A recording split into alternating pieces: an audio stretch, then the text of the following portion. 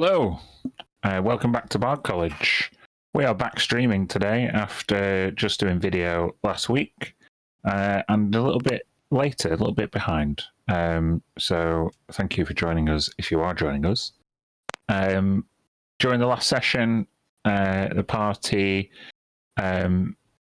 made their way from Ulusari towards the Jade Basin, which was sped up significantly by Tilly's casting of animal shapes, allowing everybody to assume the form of giant eagles.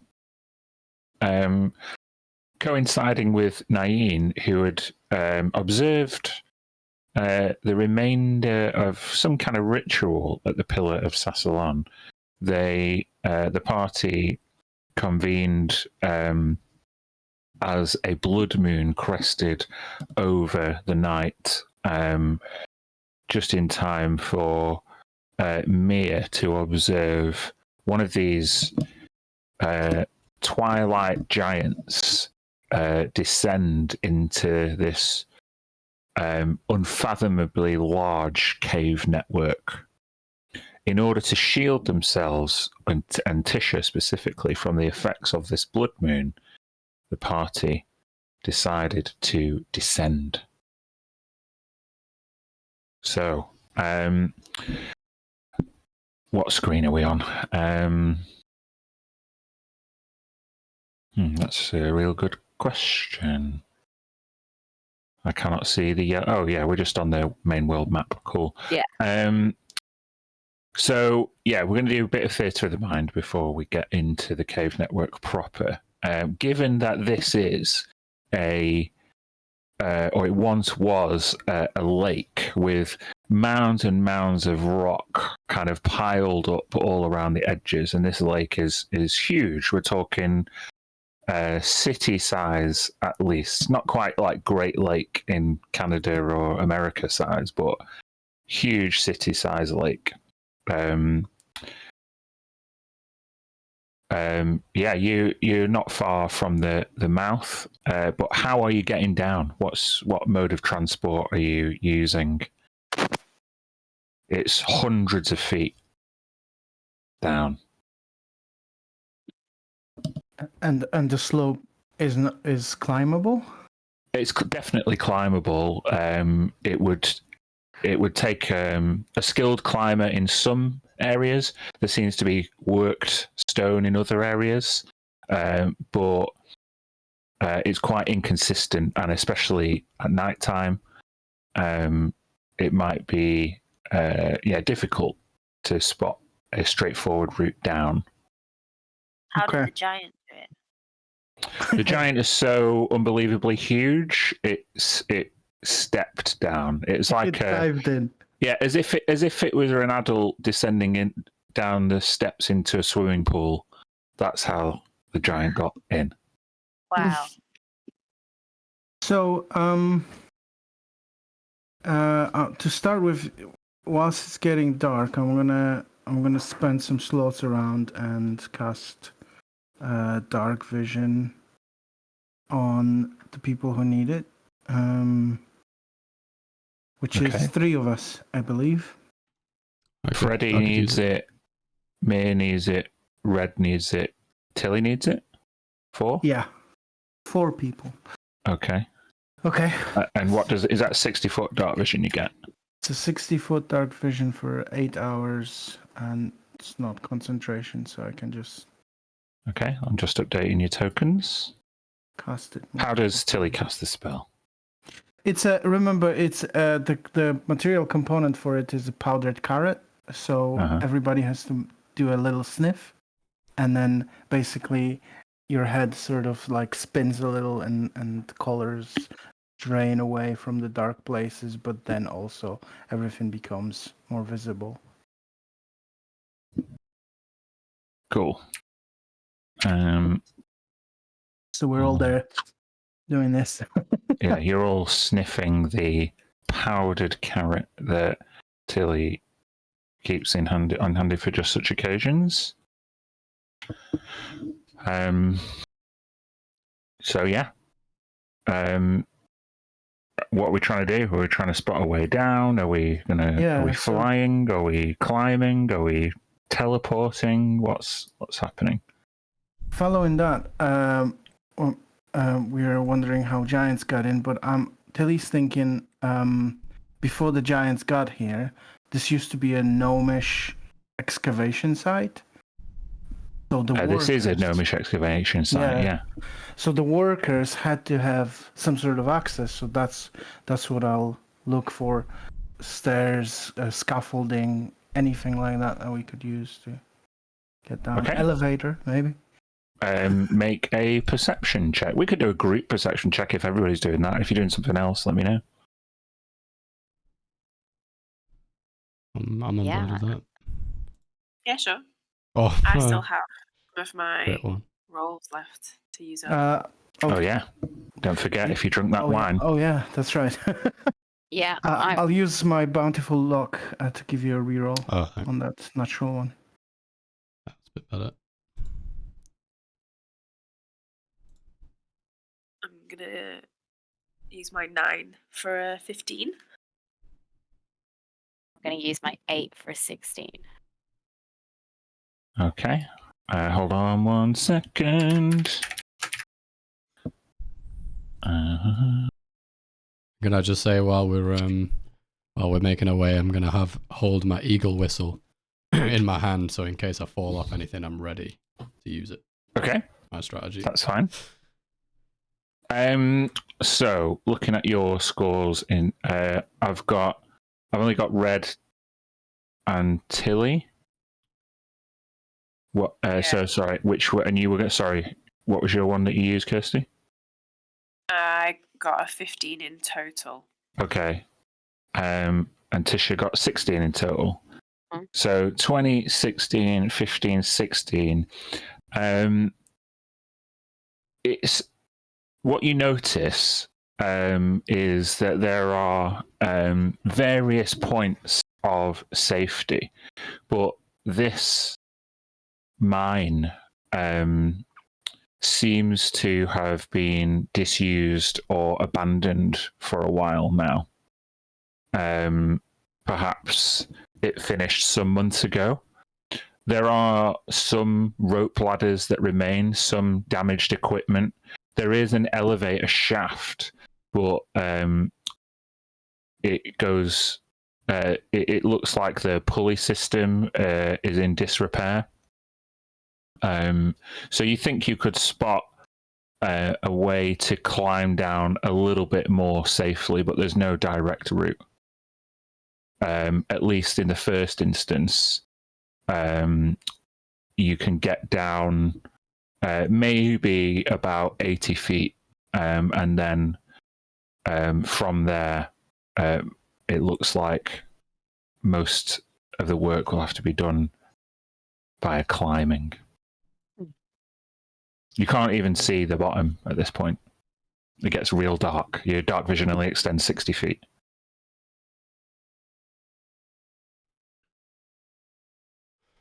So you begin the descent, 80 feet down?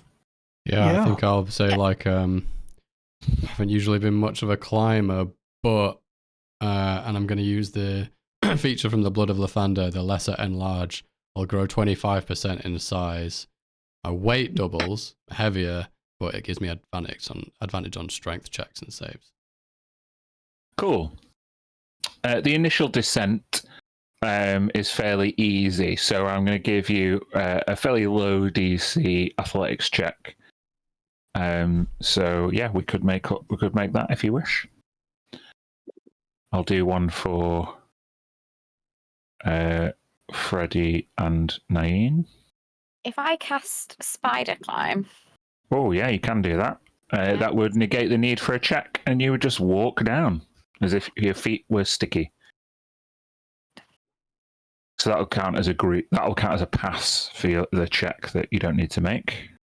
I'm going to make one for Freddie. Let's just say that climbing isn't his forte.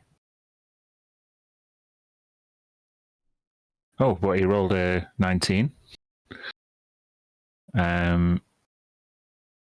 And Naeem Again, not her forte either. Oh, but she rolled a 15. So 16, 9, 19, 15. It's with a low DC as a group check, and Mia's 18. You are successful. So yeah, you. It's almost like a scramble as the top layer of the excavation is quite. The incline is not very steep. You know, it's kind of like soft rock. When you get closer, it definitely becomes more of a deep descent down. Those of you with a high passive perception would notice as you get down about 80 feet that because this used to be a lake, there is still kind of some pockets of moisture, shiny rocks, kind of like pond scum, and a sheen, which will make the next portion of the descent more difficult.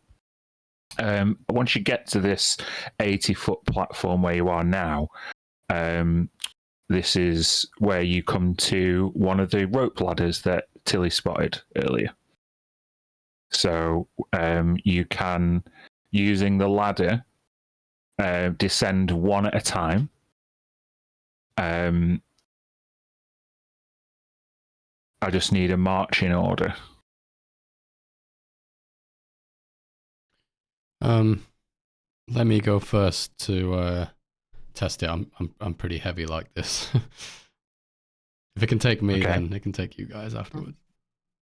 So you look over the edge, Red, and you like tug on the rope.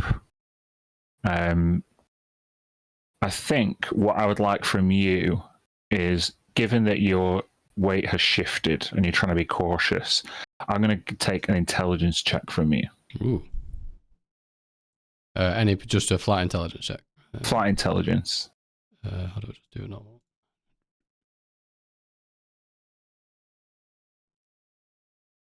Like that? Oh, not very good. You lean over and you put one foot on the rope ladder, and it seems secure. Down I go. I'm still holding my eagle whistle. I'm still not that confident. You're like... So you go over. I will say, if you're holding the eagle whistle, there's got to be a cost. You see what I mean? Yeah. Could she not hold it in her mouth though? But see, then there's a risk that I'll accidentally there's a risk that you blow it if it's in your mouth. I might burn a charge, you know. Yeah. So, with the... You can keep the... basically say, if you want to have the reaction possibility of blowing the eagle whistle, the DC will go up slightly for you. Okay. Because you are... needing a bit more coordination to get down. Okay, so you're going first. Yeah. I need. It's about being sure-footed now. Mm-hmm. So, I'm going to ask you. It's acrobatics, I think. Being sure-footed. Yeah. It's making your feet go in the right place.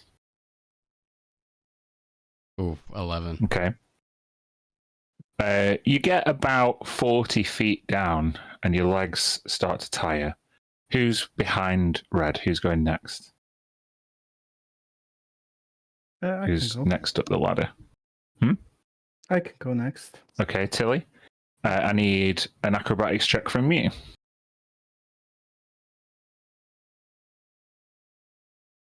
Okay.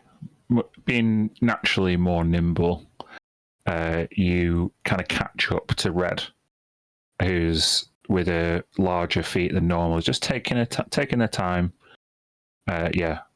40 feet down or so. Who's next? I would like to cast a spell to get down. Okay. I'd like to cast Silver Wing, and I'd like to fly down. You grow a pair of metallic feathered wings. They give you a fly speed of 60 feet. Their concentration up to 10 minutes. So yeah, you do you kind of like go down like alongside Tilly and Red to make to be there to assist, or do you just shoot ahead? I think because we don't know how deep it is, I'd probably shoot ahead. Shoot ahead. Okay. So you overtake Red, who is taking a time going down. You can make a perception check. Okay. I will use a natural 20 for that for a 26. Ooh. With your natural 20, you find another platform below, about 100 feet below Red, where they are on the ladder. As you fly that ahead, you notice about 50 feet below Red, the rope ladder has become rotten and it runs out. Oh. I will hover there. Where the ladder runs feet, out. And then it's another 50 feet to the next platform. Correct. Shit. So Red is 40 foot down, at 50 feet to the end of the ladder, and then 50 feet to the rock platform below. Red? Yeah, oh shit. Oh, look down. The ladder stops. All right. You guys can just about see that at the full extent of your dark vision. Between 50 and 60 feet, it goes away. Can you help Tisha?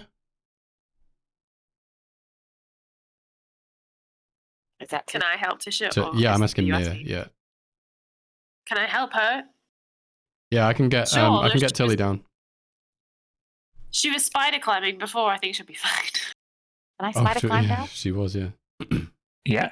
So, as you say, can you help Tisha? Tisha's like, doesn't need any help and is just vertically walking down the side of the rock like a vampire.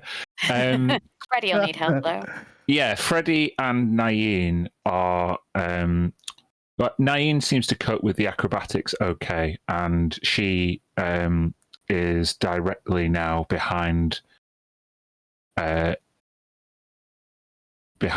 Tilly. However,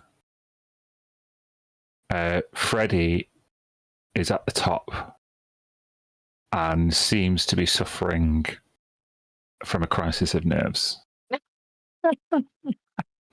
This is a gone. You're a wizard, Freddie.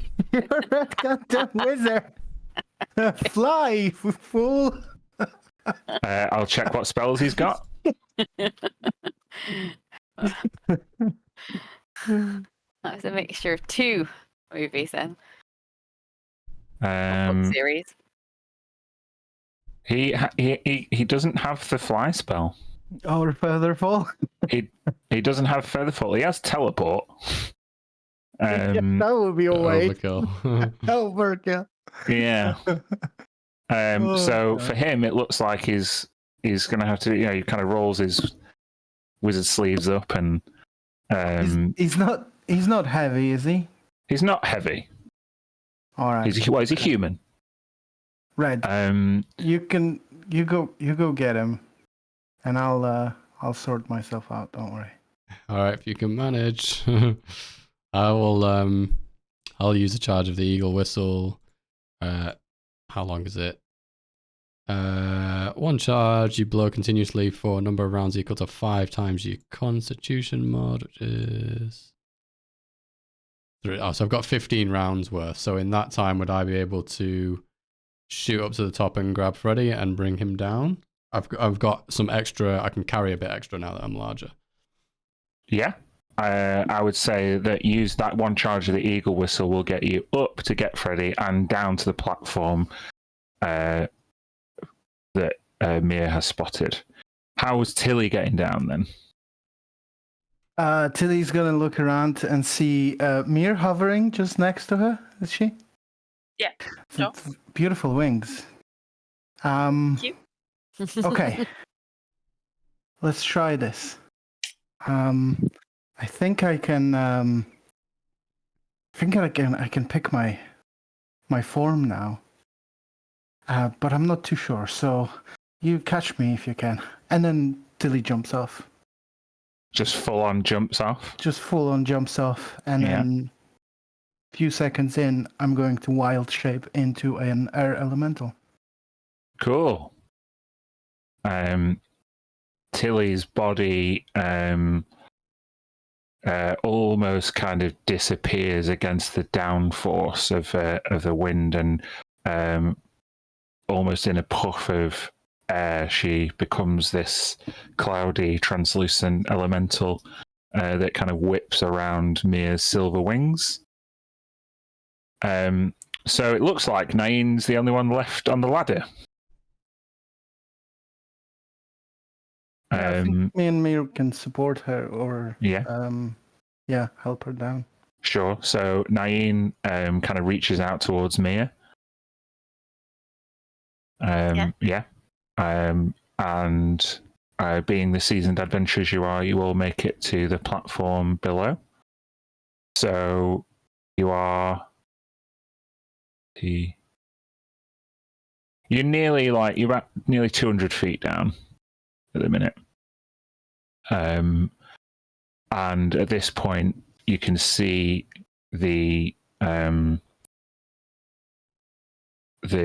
excavation starts to narrow, and you can see now kind of water from the water table kind of bursting through. You can see various little waterfalls, and you kind of start to hear the water like hit the bottom of the lake. But you can't see it yet. So from this platform, the night sky above starts to kind of fade, and you seem to be sheltered from at least the direct light of the blood moon, which may settle you or settle your nerves a little bit, Tisha.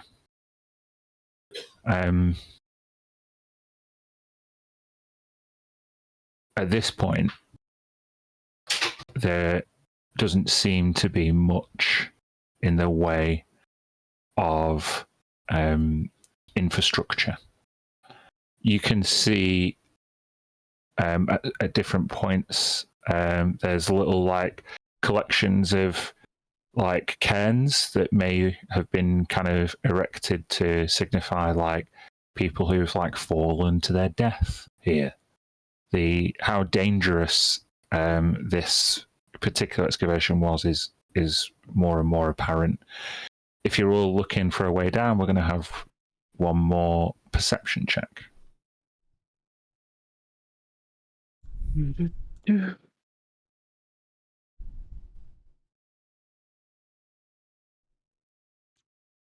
I'll just keep flying if that's okay. Yeah. How long does it last? 10 minutes? Yeah, you've got a bit more time than the eagle whistle provides. Tisha? Yep. So I will choose a 5 + 8. 13. 13. So we've got 13, 9, 29. And sorry, what was yours, Mia? Oh, I didn't roll because I was just going to fly. Oh, but you're still looking. Oh, you not? Okay, then it has to be my last natural 20. Thanks. Give her something extra special. With a natural 20, it's a group success. Mia, you chart a passable route to the bottom. At the bottom, you can see various different holes, entrances to some kind of like subterranean network, a sewer system, tunnels, caves. but it ultimately, the water ultimately pools at the bottom.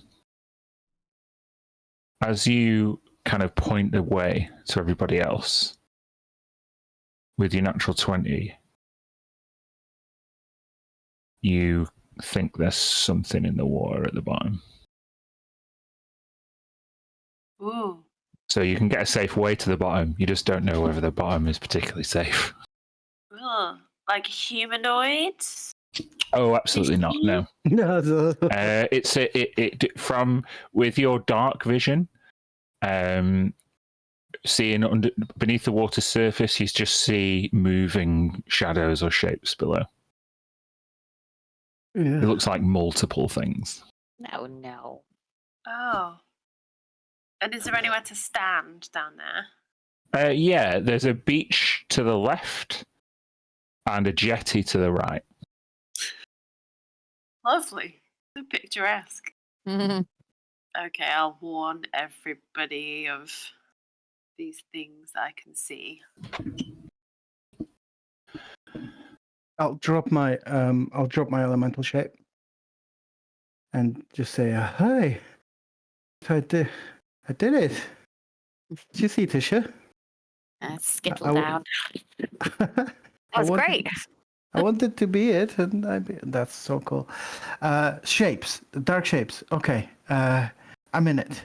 What do we do? We drop something on their heads, something heavy. We make it really light down here and burn their retinas. I can do that. What if they don't have retinas? Might be some kind of freaky monsters. All right, Red. True. I will use transformation to give him retinas first, and then we will.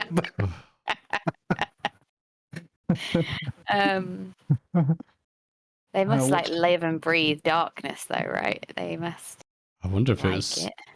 creatures that were here when it used to be full before it was excavated, or is this something that's crawled in afterwards, like those giants?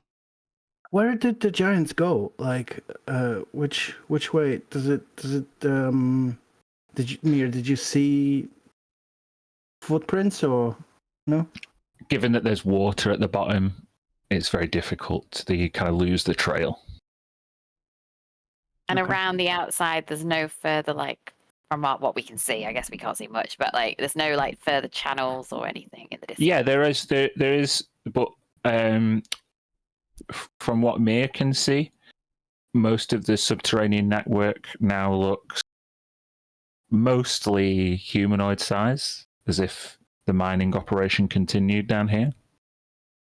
Okay, so we can go down fairly safely, as in like through. It will stone still be a steps check. or- We'll still, I've just, Mia's kind of Okay. points the way down at this point.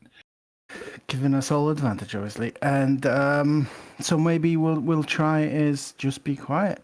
I can do the hiding spell. Give us advantage, and then see if we can just. I don't necessarily want to be doing unnecessary fighting if we have a goal ahead.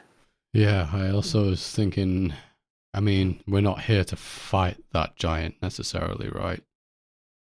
We gotta get to him first to be able to decide which way to go. So yeah. So maybe we can avoid being seen even if we do see it first.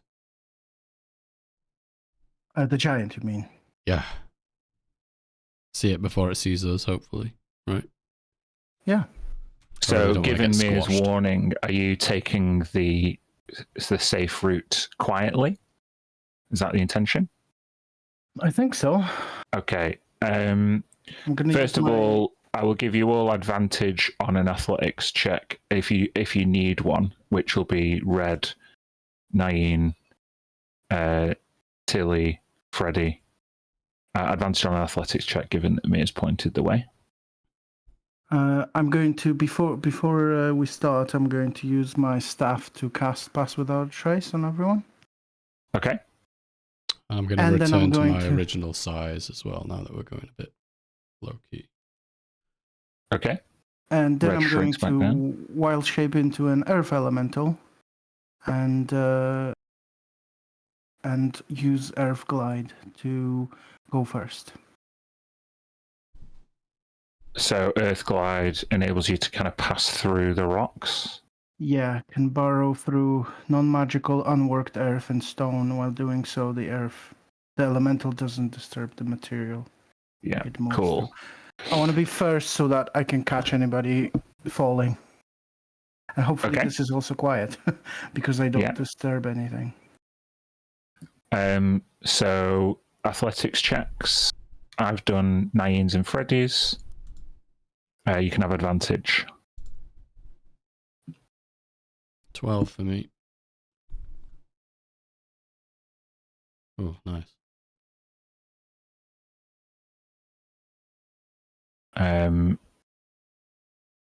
I would say Tisha doesn't need one. Mia doesn't need one. Cool. So 24, 12. Freddy got a natural 20 with advantage. Nice. Yeah. Naeem didn't do as well, but it's definitely a great pass. The question is how quietly you can do it.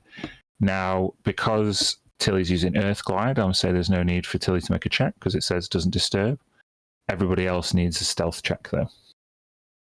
And we've got pass without a trace on. Plus 10, baby. That's plus 10. Uh-huh. It's not advantage this time, but it is plus 10. Oof. Okay. So 19, 30. Freddie rolled a 19, so 29. Naeem got a natural 20 this time. Naeem rolled 41 stealth with pass without a trace. Naeem! We lost Naeem! She's gone back. One of my things, aren't I? Or no? Oh, yeah. Yeah, Tisha, you have to use one of yours. Yeah, 15. I have 2 plus the 10, so 27. 27. Okay. I will say this brings you to the beach at the bottom, at the edge of a lake. You kind of gently touch down onto the sand. And I will take you all there. Hopefully this works. So I'm just putting you on the beach. You'll need to adjust your tokens once I've switched their maps. Let me check what everyone's temp HP would have been at the last rest. 14, yeah. I think it might be 15 now. Damn. You're going to be right at the bottom of this map to the left. It's huge. Yeah, it's 15 temp HP for all you guys. Cool.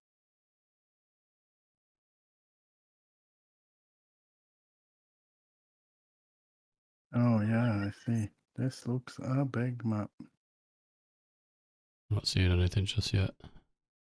Might take a little bit to load. They're right at the bottom. Bottom left, you said, yeah? Bottom Yeah, left, yeah. well, yeah.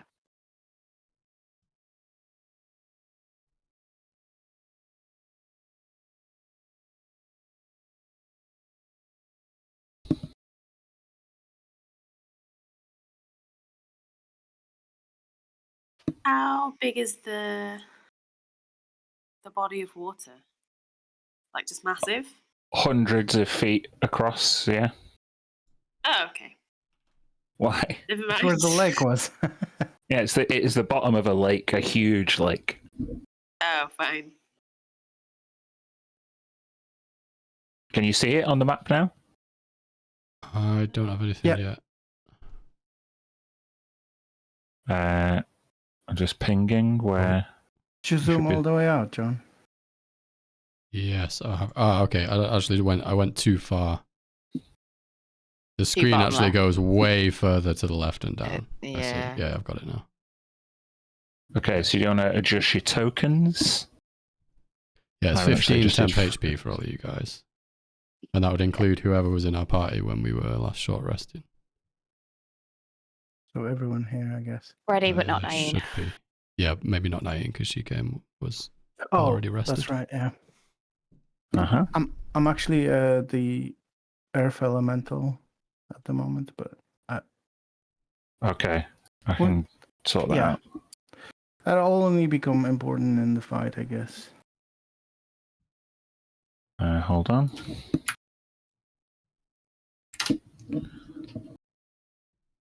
Oh, come on. With my wild shape as it is, you might want to have all the 4 elementals prepped at any one time. Switching between them. Oh, there's loads of cool looking earth elementals I've got here. Do you want the more? Do you want a rockier one or a more tree-like one? Oh, let's do a tree one. Okay. I think it fits. They are large size, aren't they? They might be huge. 1 second. Oh wow. No, large. Large. And what's the hit points? 126.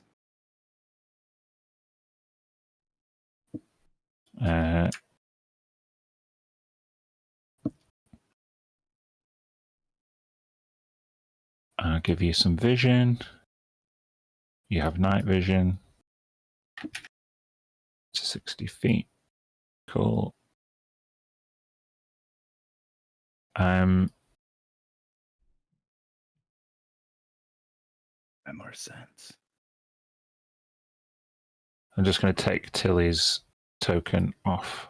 You should be able to control the Tilly Metal, and you can add the temporary hit points to that one. I can't see anything now.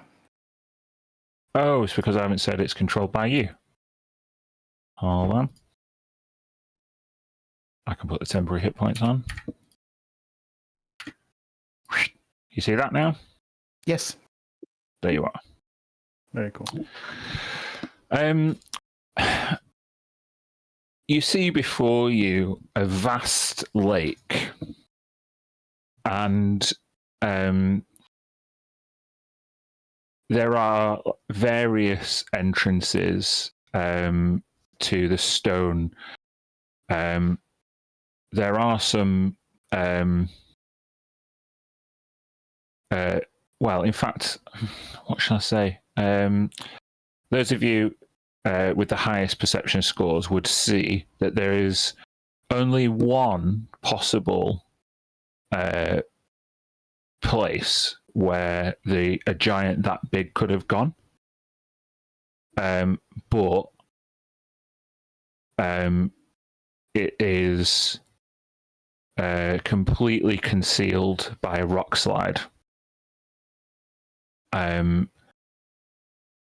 To get access to the rock slide bit, you have to cross the lake. It's over the other side of where you are now. And the beach that you're stood on seems to be at least part of the professionally worked excavation area. It looks to be much safer. Mia, you know that crossing the water could be particularly dangerous. So, what do you want to do? Which direction on the map would you say that? The rocks. It's off the map, basically. Off the map, south, or yeah, more or less. Okay, gotcha. But there are other, as you can see on this side, ways in to the rock. To see. Yeah. We don't. Wait, so we can see on what side? On this side, like here, like here, like here. Oh, I can't see anything. I can't either, but I could because I'm zoomed in all the way. Do that again, Dan. Zoomed all the way out. And everything was blinking. Behind Freddy, there's like a tunnel. Up this, there's more tunnels across the water. You know, Mia, there's a jetty to the other side, but there's no way of getting there from where you are now unless you flew across or swam.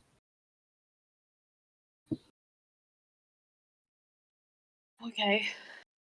I mean, we're not necessarily chasing after that giant itself, right? Like, we just maybe need to find what is here, if there's any kind of relic, or I mean, maybe if the giant is here looking for something that we should be finding first, we might be able to even beat it to the punch if we go through some of the more, some of these already worked tunnels.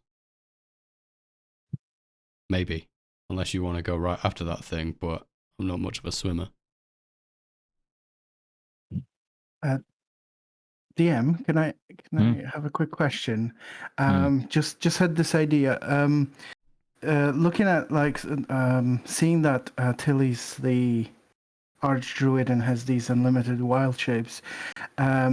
Would you allow in sort of non-combat, non-important situations that using this power she's able to sort of like half turn back her head to sort of like talk to them to make it like weird looking kind of narrative thing where she's like half elemental still down there, but then Tilly's head comes up and she talks to them and then she reverts back, only in like non-important situation, not to be used for anything in the thingy except for like, because I mean I could just say I dropped elemental and then 6 seconds later after I talk to them I bring it back, but I thought it would be interesting if she could be like, for flavor, she'd be like half this, half that. It may seem like a harsh ruling, but I think there might be times when what shape you're in what round might be important, whether it's combat or not. Sure. So if you want to change back, that's fine. I can switch your token at the click of the button. Yeah, okay, but it's likely going to happen a lot. That's what I was trying to avoid. I appreciate that heads up. Yeah. It's she can do this like that, back for unlimited time. So just to talk to them, she's gonna be back in Tilly form.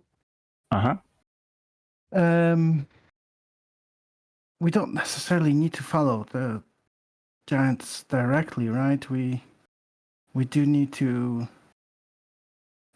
know what this place is about, and well, they've been clearly excavating here, so maybe there'll be clues. Maybe there'll be. We don't even know what this place is. That's the thing. What they're looking for. What we don't want is waste time. Yeah. I think. Is there any way we can keep track of our direction if we do go a different way to the way the giant headed? Above the Without table, a map, does Freddy that's have keen hard. mind or anything like that? He doesn't. Okay, No. just in case we had the keen mind abuse. Freddy, pull out the scroll and start jotting down the map. You want him to be the cartographer and also the lantern holder. Oh, lantern! Oh no. Well, he can light the way. Can light the way. Well, anyone got cartography skills proficiency? I have a feeling there was someone in the past, but maybe there was Jacob. At some point, did he get it on the ship? Yeah, or maybe someone else's character, briefly. Yeah, I thought maybe there was someone. I've got one. Maybe Coronac did? Yeah, it might have been. I think it might have been.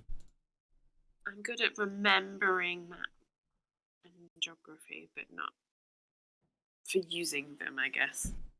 My Outlander background.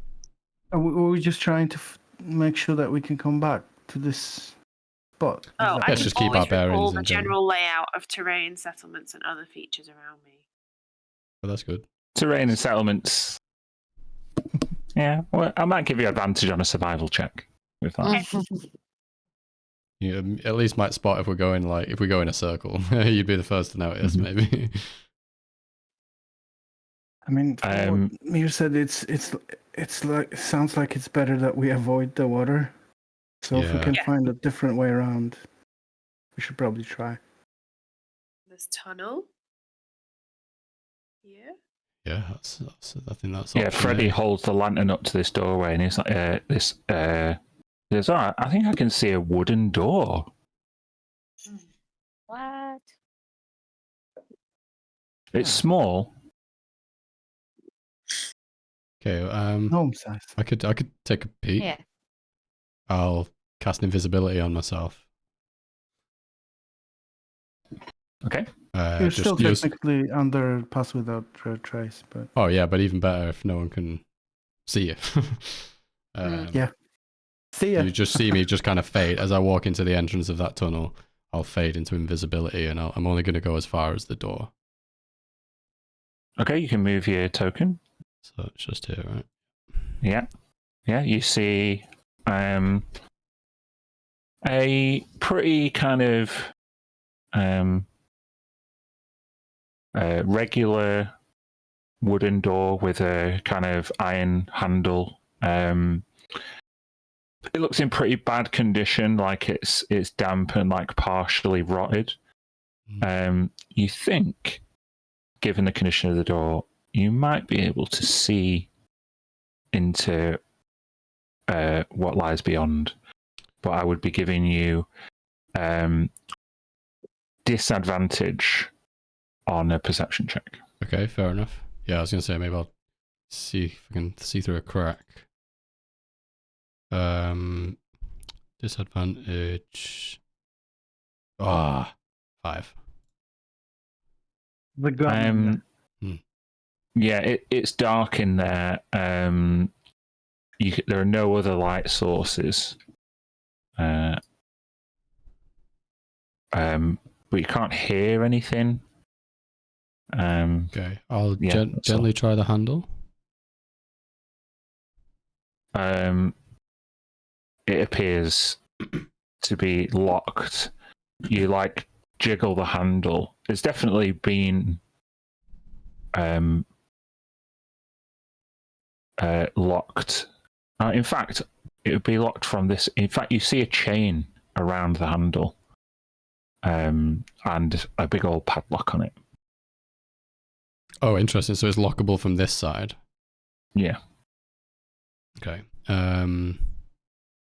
Chain undoable, but padlocked presumably not. We need a key. Yeah, there is a keyhole. Okay. I will. Yeah, I'll just come back to the entrance, back invisibility. Or uncast invisibility. Yeah, there's a door here. I don't hear anyone. I think it's safe. It's lockable from this side, but it's a padlock. It needs a key. Anybody got a key? The door was in pretty bad condition. Yeah, or we bust it down. Has anyone got anything a little bit more graceful than kicking it down? If we can help it without making too much noise. Don't think so.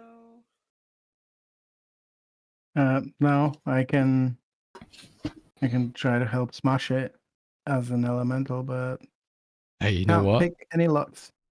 Rather than smashing the whole door, maybe we can make this just at least a little bit more discreet. I'll show Tilly the padlock or the chain. I'm going to use frostbite on it. I'm going to try to weaken it. Okay. By numbing it with frost, and I'll see if you can break that off. Sure. Okay. And what are you going to use to try and break the now frozen, partially frozen lock? I'm going to transform into an elemental and crush it in my hand. Okay. You can make a. What's the attack? Slam? Slam? Yep. Yeah. You can do that. I deal double damage to objects and structures. 20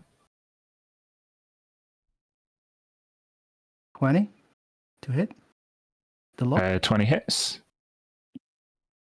And 7. Oh god, I rolled 2 ones. But that's technically double, so 14 damage. 14 damage.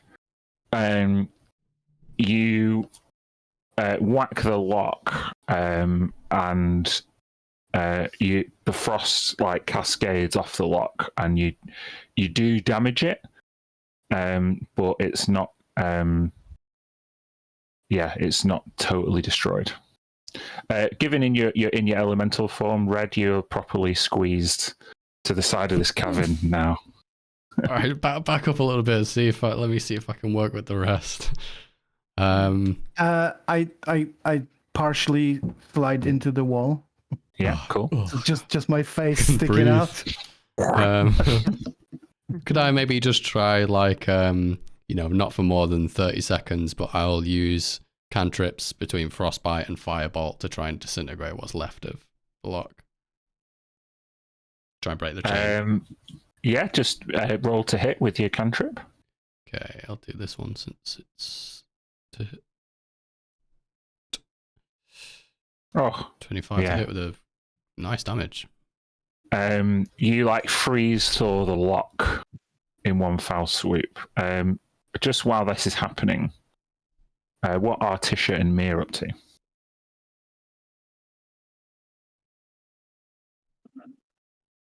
Maybe I am watching the water carefully to see if I can see any more signs of what lies beneath. Okay, and what's Tisha doing?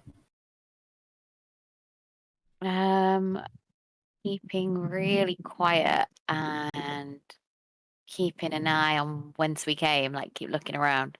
Sure, a pair of perception checks, if you will.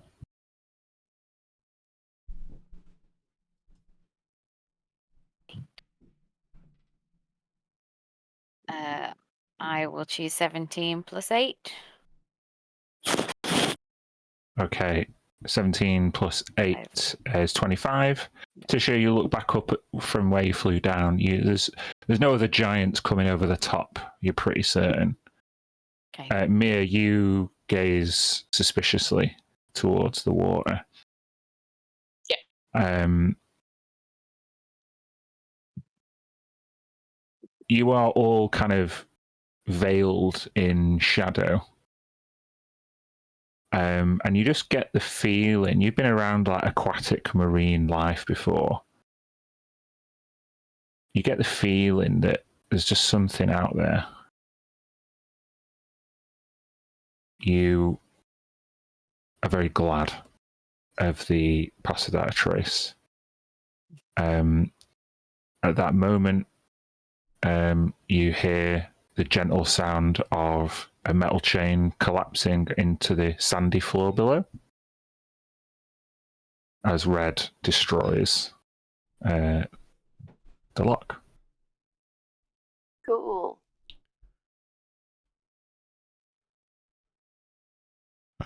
Yeah, I'll kind of tip my head around the corner and wave everyone over, and I'll gently open the door. Is it just me that I can see sort of a grayed out map beyond what?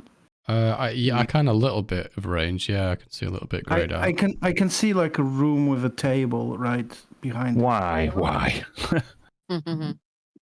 Only it's in like the sort of like grayed out. Can you see the whole map? No, it cuts off like about 30, 40 feet away. All right, hold on. Let me. For me, it's 60, I think. Well, yeah, maybe a bit. Okay, it may be to do with the Explorer mode. I can see stuff now. Oh, so is it trying to reveal what we've already been past? Yeah, grayscale as we go through. But we haven't been there. No, because it's not factoring in the. Oh, there you go. Yeah. Is that better? Yeah. I can see where we are now. Secrecy has returned. Cool. Thank you for that. So, Red, were you going through? Yeah, I'll throw up invisibility again just as I go first and peer my head through the door. Okay. I will take the door away. Ooh, nice. yeah, Love me some ritual room. You see a vestibule, a small room with a large table in the middle. There's a couple of tables at the edge, but what is most apparent to you is a sequence of runes and sigils that have been carved into the table. They seem to be glowing gently. Oh boy. Well, if there's no creatures in here, I'll drop invisibility and I'll sidle to the side so everyone else can make their way in as well. Hold on.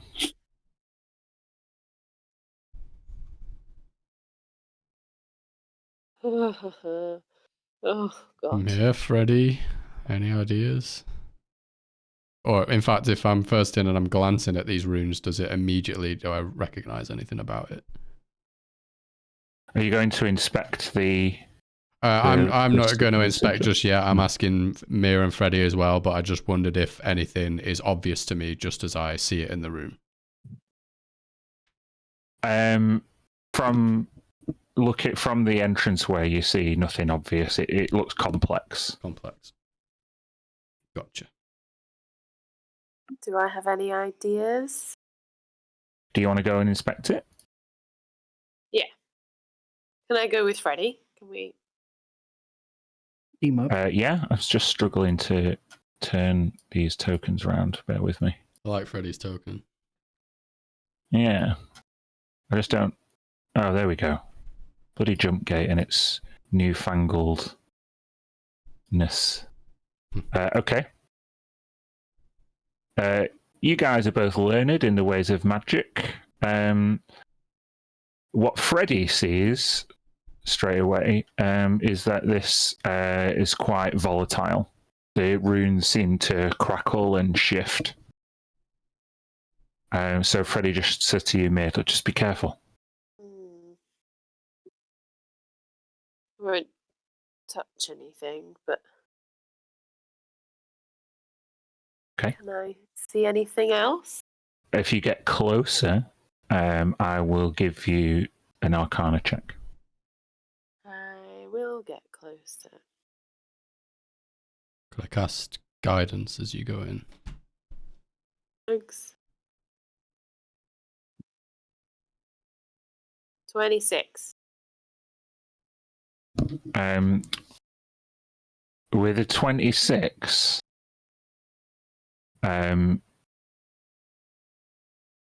you are pretty certain this is a powerful variant of the symbol spell. Ooh. You know with a 26 that the symbol spell means that glyph will be triggered by some kind of action, but you're not sure what it is. And you don't know what the effect will be either. If I wanted to cast Identify, will that involve me touching the glyph? Just put the Identify spell up for me. I think it might do. Does anyone else have it easily accessible? I've only got it through a feed. Yeah, I'll see if I can identify. An object you must touch. Oh, yeah, I'm not going to do that. Too scary.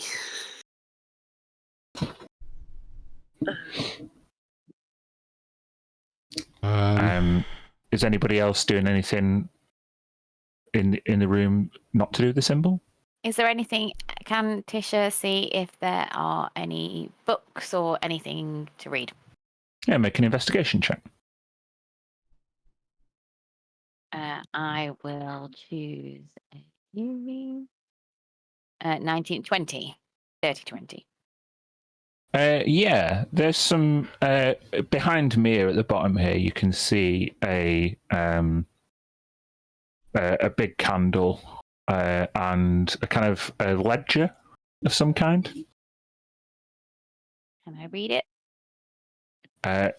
Not without lighting the candle. It's very dark. Oh. No. I'm going to say there's a ledger here, but it means we need light. Freddy's holding the lantern over the glyph, assisting Mia. I don't want to light the candle. I think it will start a spell. And the witches will come back. I could cast a light cantrip.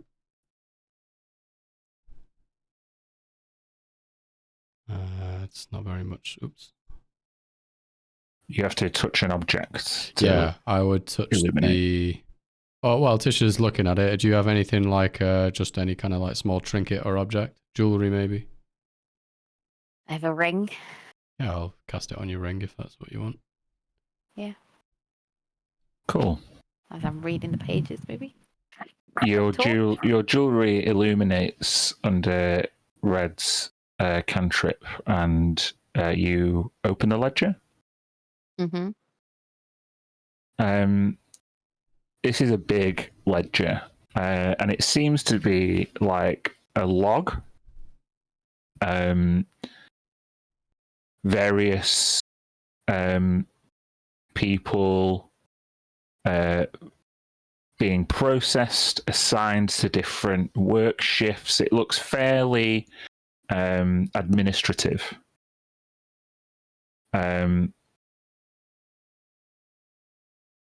It might take some time to go through, but you think you'll have a better idea of what was down here if you were to spend like a short rest reading it, or you could take it with you. Mm-hmm. I think I'll take it with me. Okay. Read it when it's more It's a big convenient. book.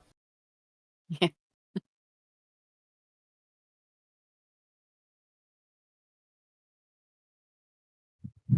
So there is another table in the room. Nain kind of gives it a cursory glance.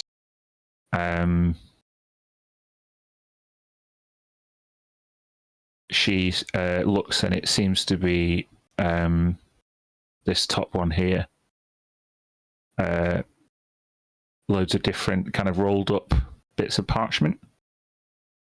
But rather than kind of go through them, she's just kind of warily stood like as far back from the glyph as she can be.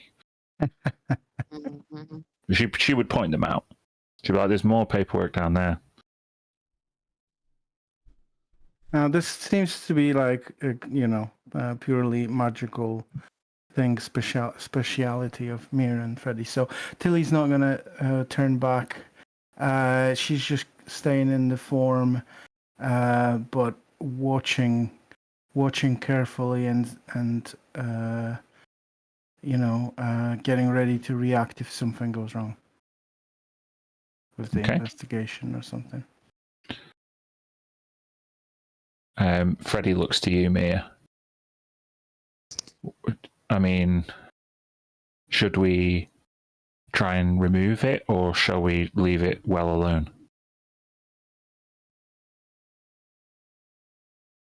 I think I would leave it. Okay. It's your call. We should get out of here, though. It's just the whole thing's making me feel uncomfortable. Yeah. Is this Symbol can do door some here? pretty bad stuff. Mm. Yeah, there is a door there. We don't know what we're dealing with yet. It doesn't seem sensible to go meddling quite yet. Mm-hmm.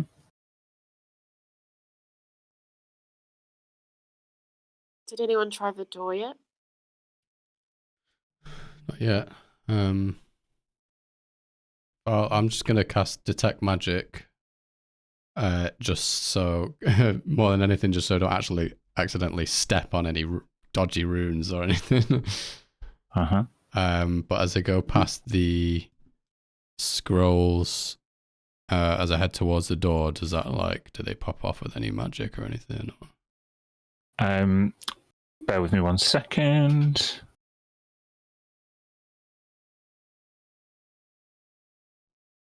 Come on. It's been real slow for me. Here we are. You cast Detect Magic. You can obviously get a strong sense of abjuration from the middle of the room. Mm-hmm. You look over at the scrolls Nain pointed out to, and there doesn't seem to be anything magical about them, but other than Tisha's magic items, you sense a transmutation spell coming from her vicinity, specifically the big book that she's holding. Okay.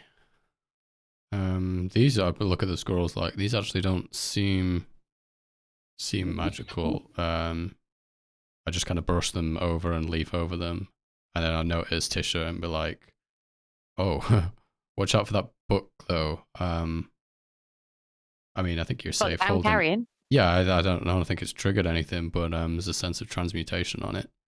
I wonder if What, you it's think I don't know. I wonder if it contains spells or it's been changed from one thing to another. You think I should leave it? No, I think you should take it. I wonder if Okay. transmutation magic is it's magic of changing properties of an item. I wonder if it has like something hidden in it, or it's been changed to obfuscate some information or something. And her eyes start lighting up at the curiosities. But anyway, I'm gonna turn around. I'm gonna check the door. You check the door. Looks like another like mundane door, similar size. Are you trying it? Yeah, if I'm using detect magic, I'm not seeing like anything too dangerous. I'll give it a try. As you try the door, you push the handle down and you hear the lock click. It was unlocked. However, I need everybody in the room to make a Constitution saving throw. Oh shit! Well, shit. Is this a magical Spell or effect? magical effect. It is a spell or magical effect. very, very much so. Oh, I still roll terribly. I'm going to use a natural 20. Hey. Hey! Just got one left after this, and it's not a good one. Oh, shit. Okay. Oh, so 13 for Red, 21 for Mia, 15 for Naeem, 20 for Freddie, 9 for Tilly. And sorry, what? And you're going to use natural 20. What for a total of? Oh, Constitution saving throw is plus 12. So 32. 32. Probably didn't need to use the 20, did I? Really? Never mind. As Red tries the door and unclicks the lock, you see it almost instantaneously. Freddy's eyes light up and he goes, "No way!" And the glyph on the table glows and explodes. Oh no. And Red, Naeem, and Tilly take 57 necrotic damage. Everybody else takes half that. Ugh. So half of that would be 20, 28, yeah? Yeah.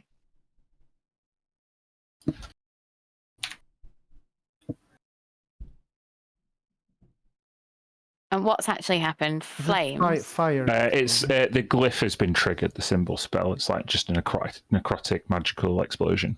It's not fire. Can Tisha grab, if she can, any of those scrolls that aren't magical? Is the blast too blasty? Are the inanimate objects affected or just living stuff? Hold on. If it's necrotic, then it should literally just be. It's like radiation, basically. Yeah. The non-magical objects aren't affected. Sorry. 28. We said for a successful save. Sorry, it was Freddy that passed. It was Naeem that failed. Bear with me.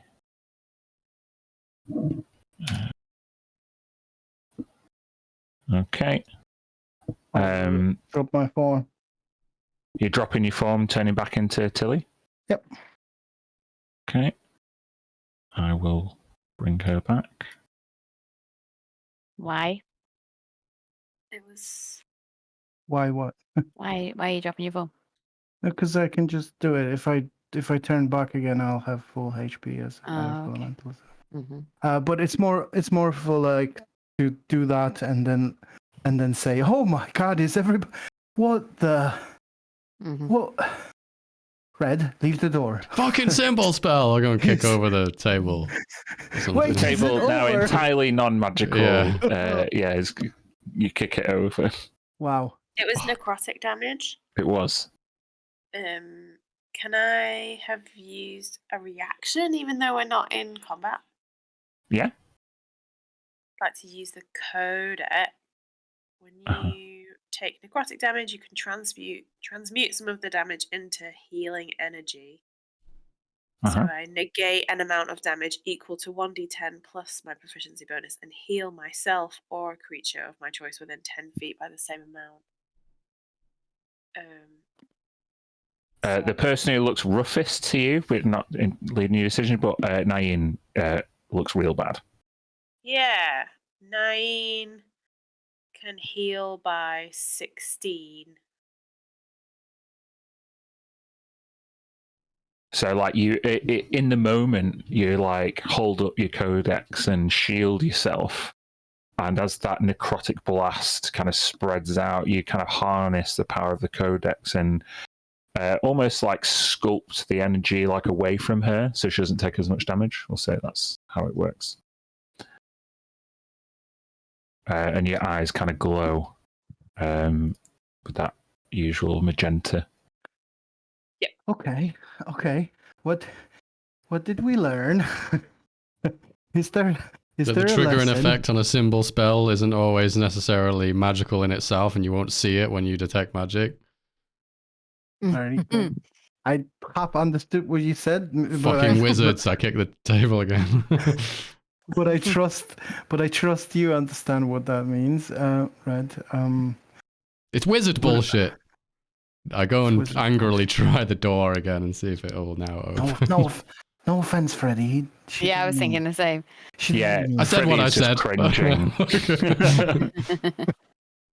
Yeah, you try the door, you throw it open. It's no problem. All right.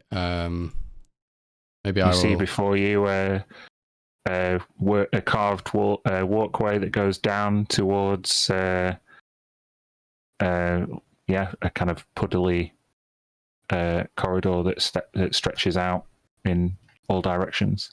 Okay. So I'll turn invisible briefly as I just take a few steps forward. I just want to peek my head around the corner while I'm invisible, check if there's any creatures. Make a perception check. Perception check. Oh, crit. Yay! Oh, with a crit. As you get closer to the water's edge, you hear a sewer pump that is clearly there in order to maintain these caverns below the water table. They're having to pump out water, and this is still going. The water is still kind of coming out. It's not like vigorously being pumped out, but it's still flowing. Given that you are invisible to the eye, you feel that this covers any sounds your footsteps might make. And with a crit,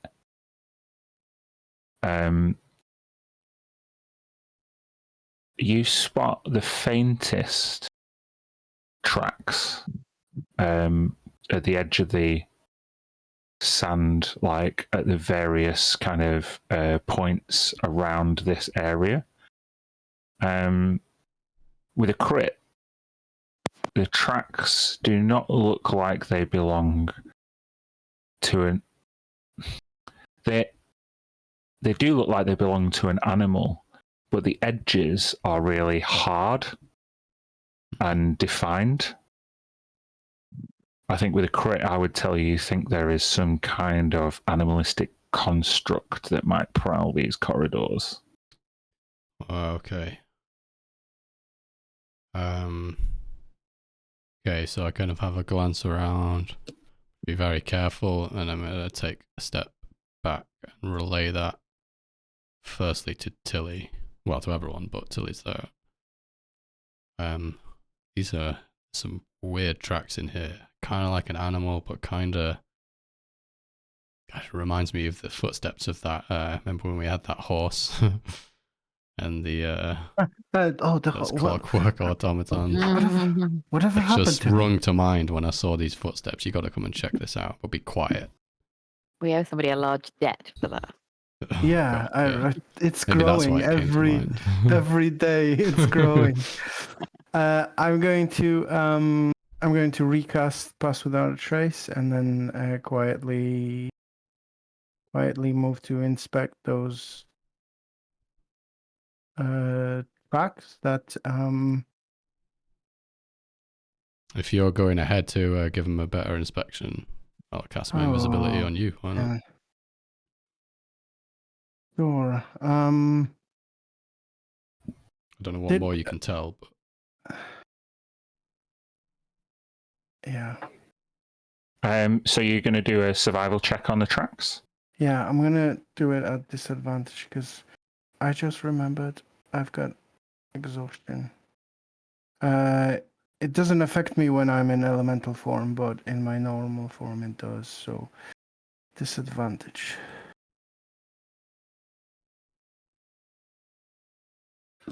12. Given that there is water flowing into this system, most of the detail of the footprints is washed away. Red did really well to notice them. I would say with a 12, it's not that you don't focus straight in on the details of the footprints, but there are other footprints here as well. Much lighter, but it's hard to tell what they are. Can't really tell, Red. It's not the kind of environment I'm too familiar with. Could be weird animals here. yeah. I can see some tracks here and there, but I can't really tell much. Wonder if those gnomes are using some kind of weird construct creatures to help them dig out this place, or maybe to guard something. I don't know. Maybe. They're not necessarily hostile, I hope. True. We just try and continue and There's walk only as one quiet way as to we go. can. Alright. Stay close to me and let's just be quiet. So, to the left here, you can see that the water, the tunnel kind of collapses to the left. It's impassable, which is this way. Straight ahead, there's lots of debris, and the tunnel stretches out before you. There is a smaller tunnel to the right. So big tunnel ahead, collapsed tunnel to the left, small tunnel to the right.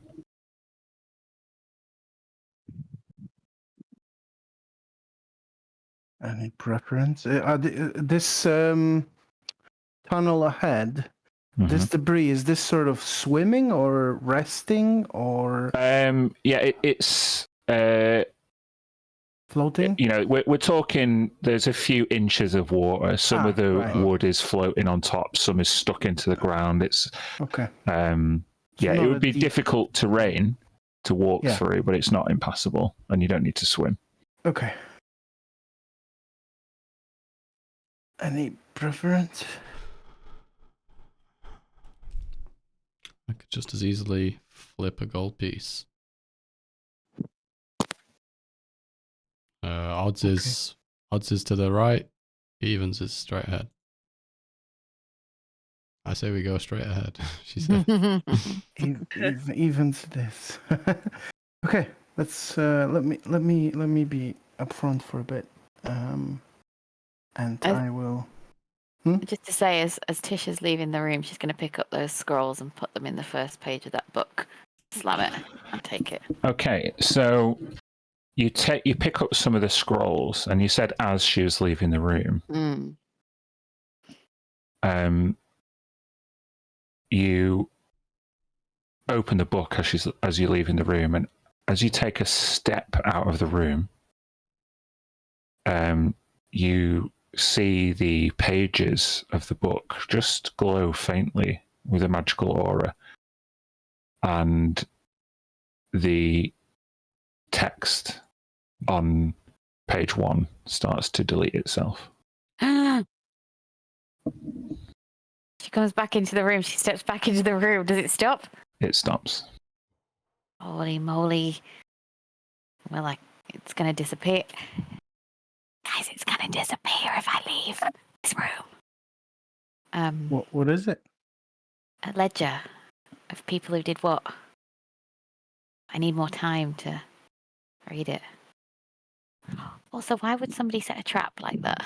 Has anybody thought about that yet?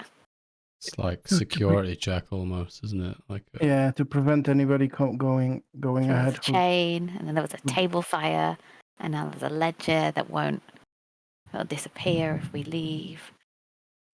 Makes you wonder if it's one of those kind of operations where a few people know what really was going on, and the rest were just kind of doing what they thought was a job. I'm How about this? Curious about that book. How about this for a proposal? We go back, close the door, both doors. We put the table back. We sit around. We rest for an hour. We read, see what we can find out from that book. Yeah. We are quite literally just like taking a stab in the dark every new place we walk into. So I think maybe we already triggered the worst thing that is happening in this room probably. So we might as well just take a breather, close the door. Take a short rest and read what you can. Yes. If I and some of the scrolls were to assist Tisha, would I still be able to take? Are me and Tisha able to still benefit from the short rest if we worked on this book? Yes, I'll give you that. Okay, amazing. Because I have a researcher feature. I'm good with books, so I'll help you. Maybe we can both take a stab at it. Yeah. Oh, and I guess also I could be using detect magic while we're doing it, because that might be able to notice any changes with the transmutation. Awesome. Okay. So focusing on the book, is there anything else anybody wants to do in this hour?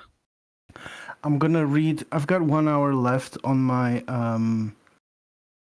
what's it called? Hexen Herbarium. Can I finish reading it? Yeah. In that hour. Let's see. Have I told you what it does yet? Yeah. I will be able to make the potions either immune to them or vulnerable to them. Ah, yes. That's pretty cool. So yeah, you can be like, oh, I'm on the last chapter of the Hexen Herbarium anyway. It's an hour. It'll just I'm gonna be no good with what they're doing anyway. So. Right. If Red and Tish are on the book, Freddie will take a look at the scrolls. Bet. What about Mia? Don't think there's anything else to really look at or study in here, is there? The scorching of the glyph remains. Sure. Yeah, within an hour looking at it, you might be able to kind of discern who or what type of person might have cast it. Yeah. You're kind of doing handwriting studies on the glyph drawings. Yeah. Sure. Okay. Let's do it. You can watch both corridors to see. Yeah, Naeem's on watch, if you like. So yeah, you can spend any number of hit die that you want. Naeem's definitely going to spend some. I'm full of health. I don't know what you guys are talking about.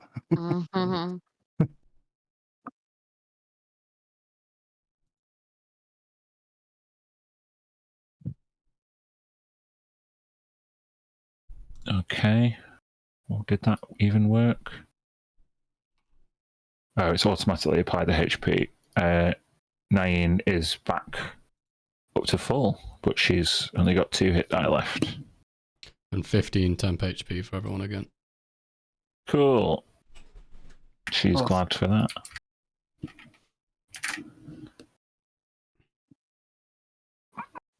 Okay.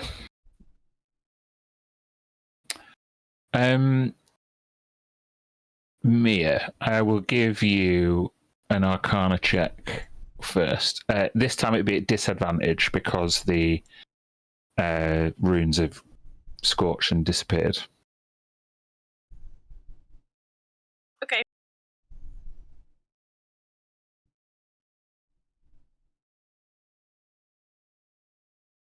Oh, an 18. 18. It's not bad. You remember looking at it when you first came in, and you and Freddie noted how like unstable it seemed. So the first thing you discern with an 18 is that symbol spell was carved into that table quite a long time ago. A number of months, maybe even maybe at least 6 months ago. Okay. With an 18 as well, you don't think it was cast by a gnome. It's too the writing's too big. You remember how Galen's spells used to look? It's just done by a bigger hand. It wasn't cast by gnomes, and it was done 6 months ago. I think with an 18, that's all you get. Okay. That's pretty good info. Okay. Good to know. And symbol spells, they're like one use only. Yes. I mean, I'm going to say you know the symbol spell now. At this point, you've encountered it a couple of times. They have a particular effect. Death, discord, fear, hopelessness, insanity, pain, sleep, and stunning. You have to choose one of those. And this one was set to death. So yeah, the idea that it's like a security measure or something like that is pretty serious. Someone to cast such a powerful 7th level spell here means there's definitely something in this complex that people don't want found. It's maximum security shit. And this door hasn't been opened in 6 months. Yeah, both doors look quite rotten and damp. Does Mir know if the symbol has like a measure for people who cast it to still be coming in and out without triggering it, or once they cast it, it was for everybody? I would say that is impossible to discern now. With an 18, anyway. Mm-hmm. So, Tilly's reading. I would say, Tilly, the Hexen Herbarium, the way that it gives you that ability to manipulate potions before drinking a potion, you basically add either an accelerant or a neutralizer to it. Nice. So the accelerant just makes it loads more potent, which gives you like someone vulnerability to the potion. Or the neutralizer, which obviously just completely neutralizes it and means it does nothing. Yeah, the weird thing is I can choose. Yeah, I'm gonna pop it for people to see. You can choose immunity, resistant, or vulnerability, and I understand the two extremes. But why would you ever want to resist? I don't know. Yeah, who knows? Resistance is just putting a little bit less of the neutralizer in it. Let's say. Yeah, weird. But it's an awesome thing. Can't wait to chug a health potion at double the amount. Yeah. Good. Cool. Nain is going through the scrolls. I will say, Tisha, can you just give me a D20 roll? I'm going to make Naeem's do an intelligence check, but you can roll it for me. Natural 1. Oh, natural 1. She like pulls out a few of the scrolls, and with a natural 1, I will say that this cupboard that had the map scrolls in had kind of sunk into the sand a little bit, and she pulls out all the maps, and they're ruined. Mm. It was maps with a natural 1. They're unusable. Oh no. However, Red and Tisha are trying to focus on the book. So I'll give you, with an hour, I'll give you advantage on an intelligence check, Tisha. I've got 1 left of my... Oh, okay, so you have to just choose your last one. What is it? Yeah, it's 4. 4. Can I add guidance? What's your modifier? Is it? +1. No, not even worth. Wait, that the one that you rolled, the 1d20 and the natural 1, what was that? Sorry, that was for Naeem. It wasn't Tisha. I see. Yeah. Okay, yeah. Tisha, it seems as though with that roll of ultimately less than 10, the effect that you started to trigger by leaving the room continues. It's like you've hit the delete button, and it's just you spend this hour trying to read ahead of the erase spell, which is read what you discern it to be. Right. So this spell was put on this book to ensure that if this ledger was ever taken out of this room, then it would be useless. You know, as if anybody might be, it might be incriminating or something like that. With that roll, Tisha, all you're able to find out before the book is erased is, I will tell you that if we think this room is, if it's a square and we've got north, south, east, and west, then to the northeast, you could clearly see gnomes were being held prisoner here. And I think your biggest worry when you put the time together with the 6 months and all that kind of stuff is that if there are gnomes still alive here, and there is a chance of that, they're going to need help. Skeletal gnomes. Possibly. Okay. Oh, but that's it before the book erases itself. Guys. Is that everything in the room? That's it. Okay, so based on that knowledge, she'll share that with the team. So northeast. I feel bad for these gnomes. I feel like they've been taken in and entrusted to do this work and roped in and used, yeah. I mean, who knows? Maybe there's gnomes that can be incriminated as well, but... Isn't the article that Mia read quite like the gnomes have done their bit or something? Yeah. Didn't like a big workforce like moved over to help with the project or something like that? Yeah, you remember from the article that initially there was a political agreement between the gnomes of Glimmerstone and Queen's Ferry. They were paid to come over, and they were, this is decades ago, put in to work in the mines. And the celebratory nature of this most recent article was basically thanking the gnomes for their contribution. Yeah. But it never really gave the impression that any of these gnomes were forced to do the work. And from the article, it was like the gnomes had come, they'd spent all that time, and they'd completed their job, and then they were just kind of went about their way and went home type of thing, or? Yeah, they were basically... it acknowledged that lots of gnomes had actually perished in this like noble venture. Okay, but the ones who survived were now looking for repatriation back home. Right. So I say to Tisha, like, there's your excuse, right? You keep anyone imprisoned, you shut up people that maybe saw a little bit too much, and the story is above ground. It was a dangerous excavation, and not everybody made it. Maybe we should go and see if anybody's still alive to hear it from them. Yeah, but if they've been here for 6 months already, then they can wait a little bit longer. Let's not rush too quickly ahead and get ahead of ourselves. Well, if they've been abandoned 6 months, maybe no water, maybe no food. Yeah.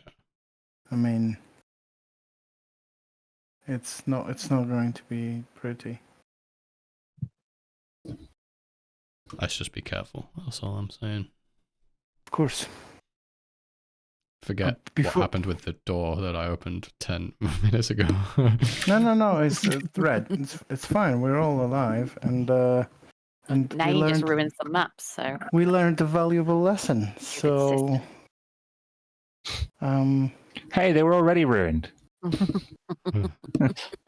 I think if we see something like that, maybe we'll try to dispel it between the wizards in the party next time. It was I think it was very like we had no idea what the trigger would have been. It could have been sitting at the table. It could have been picking up the book that you picked. We're gonna have to get through that door one way or the other. So yeah. So I mean, if we see another one, let's see if we can do it differently. do we need a candle? Shall we take the candle? Is there something special about this candle? Just, it's a light source. We've got. Freddy holds up his magical lamp. We've got magical light sources. She's like tempted to take the candle. If you want the candle.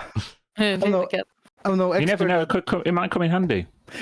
I'm no expert at mining, but don't these tunnels usually have gases and stuff like that? You want to keep open flame away from?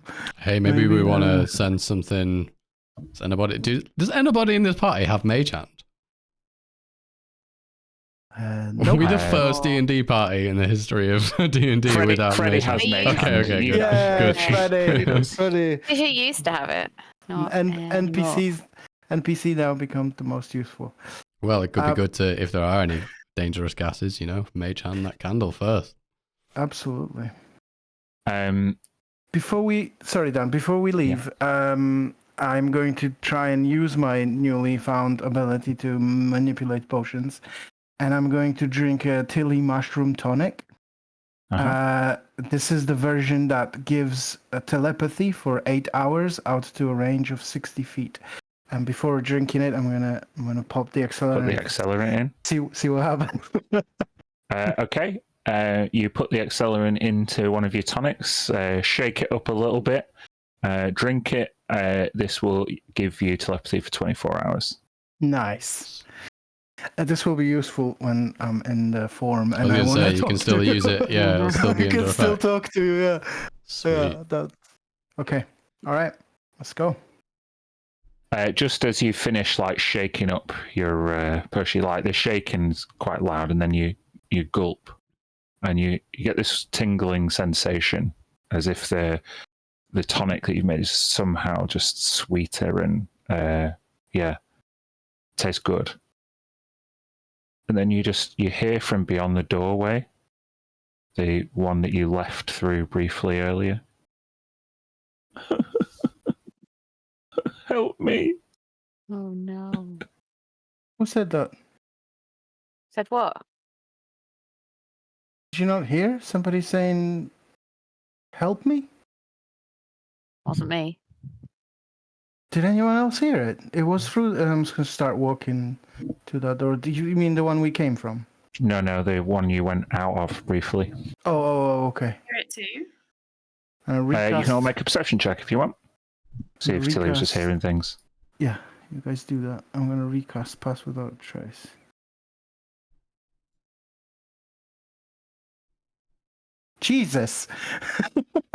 It's just We me didn't hear hearing things, anything, isn't it? like Tilly. Yeah. I don't know if Oh, I Tilly's must have- drink or new psychic have- powers have made her particularly sensitive, or she was hallucinating. Who knows? I clearly must have messed up this What potion. what It's is it? supposed What do you to- hear? Like somebody calling out, "Help me!" in a fearful voice. Okay. You say there was a mechanical animal out there. Yeah, I mean, it could be a trap. We've encountered that kind of thing before, but it also could be someone who needs help. You can speak Okay. to it, right? Should we just try and wait? Can I?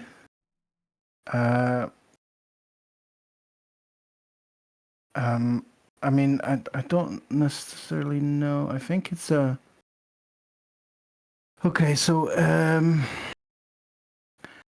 telepathic feat says you can speak telepathically to any creature you can see within 60 feet of you. Your telepathic in language you know, blah blah blah. Creature understands. Okay, so I guess I can try because this thing obviously somehow reached out. If it was this thing and it's not all of you just not hearing properly. Playing games with you. But I'm going to try it. Why not? I'm going to try and use telepathy to, I don't know, close my eyes and concentrate on the voice that came in and say, "Hello." You reach out psychically to the voice, and nothing reaches back. Nah, I guess I was probably just. I don't. And then you all hear it. Help me! Okay, this time it wasn't just me, right? Does it sound like a gnome? You can make a history check if you want, Tisha. We know what gnomes sound like. History. Well, help me. Oh yes, that's true. I do know. I'm disadvantaged because I'm exhausted. Sounded could have been childlike, could have been gnomish. Hard to tell. It could be a trap. I say we just continue quietly and hopefully in the direction of the voice. I've got an idea. If you're willing to lead the way, in the way in your earth elemental form, you were able to burrow through the stone. Most of it, yeah, but whenever it was worked, like for example, I couldn't get out of this room. Okay. So The tunnels looked mostly worked. So it's gonna be 50-50. Yeah. If like when there's like a collapsed tunnel, I could go through that. You know what I mean? Because that's not. But just thinking if it's I could make you invisible, but and you could make your way through the door. But if you can't do it because it's worked stone. Yeah. We're all covered by the shadows of my spell anyway. So if we just continue quietly. Let's do it. Yeah, let's do it.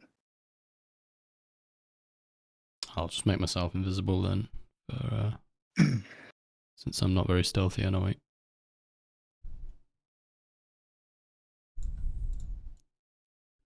Okay. You're all leaving the room? Yeah. And stopping at the edge there and just like give it a good listen to see if we can discern the direction of the voice.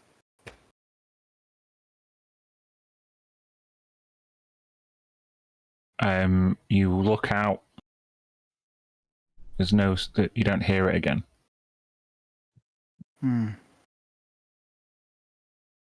Okay, I'm gonna start following the path forward because that's what we rolled for before. Mm-hmm. Yeah, I'll join you. What if it was the book? Um, Now then. The book is blank now, right? Yeah, it is. It's blank. Raise somebody. It was the last. Mir, what are you The doing? last write-ins in the book were going, help me now. Help me! I'm following. Okay. Tilly's going forward. Tilly, when you get to that point, I'll give you a perception check. You're listening out. Okay, unfortunately, this exhaustion is not fun. 13.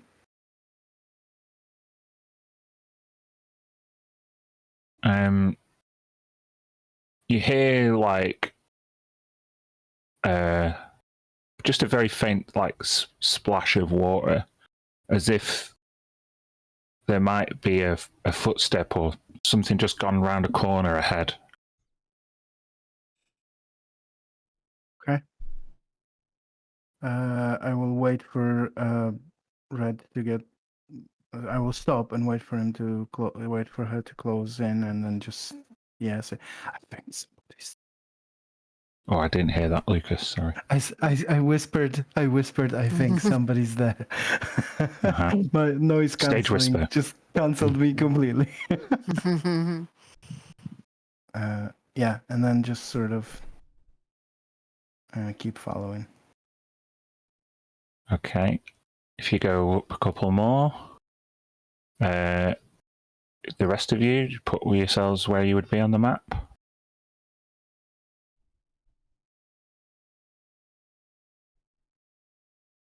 Who's got the highest passive perception, other than Tilly, who is actively looking? I think that's me. 16. 18. Oh, Tisha's got higher. Okay. With a 16, Mia, you think you hear it to the left? Help me! Oh. Shh. I can hear it.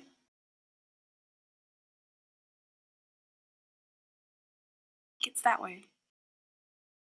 I could hear something that way. Mia, do you stay where you are, or do you follow the noise? I will. I don't think I want to split us up, so I'll stick with Tilly for now. Tisha, you hear it coming from the right. Help me! And then I'll So- whisper to Mia. I heard it from the right. It's definitely a trap. Unless it's echoing. Well, there's many of them. We're being stalked by something. So Mir heard it from where the tunnel was collapsed. Yeah. Yeah. Okay. Yeah. Something is here with us. Okay, I'm going to drop my invisibility and I'm going to concentrate on detect magic instead. So within 30 feet, in case anything like invisible or anything like that. Which direction are you looking in? So I will be flitting all around, but for the sake of picking one, I'm going to be looking straight ahead at what Tilly's dealing with. Straight ahead.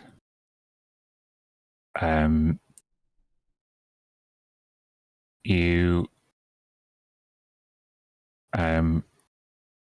think you see some illusion magic.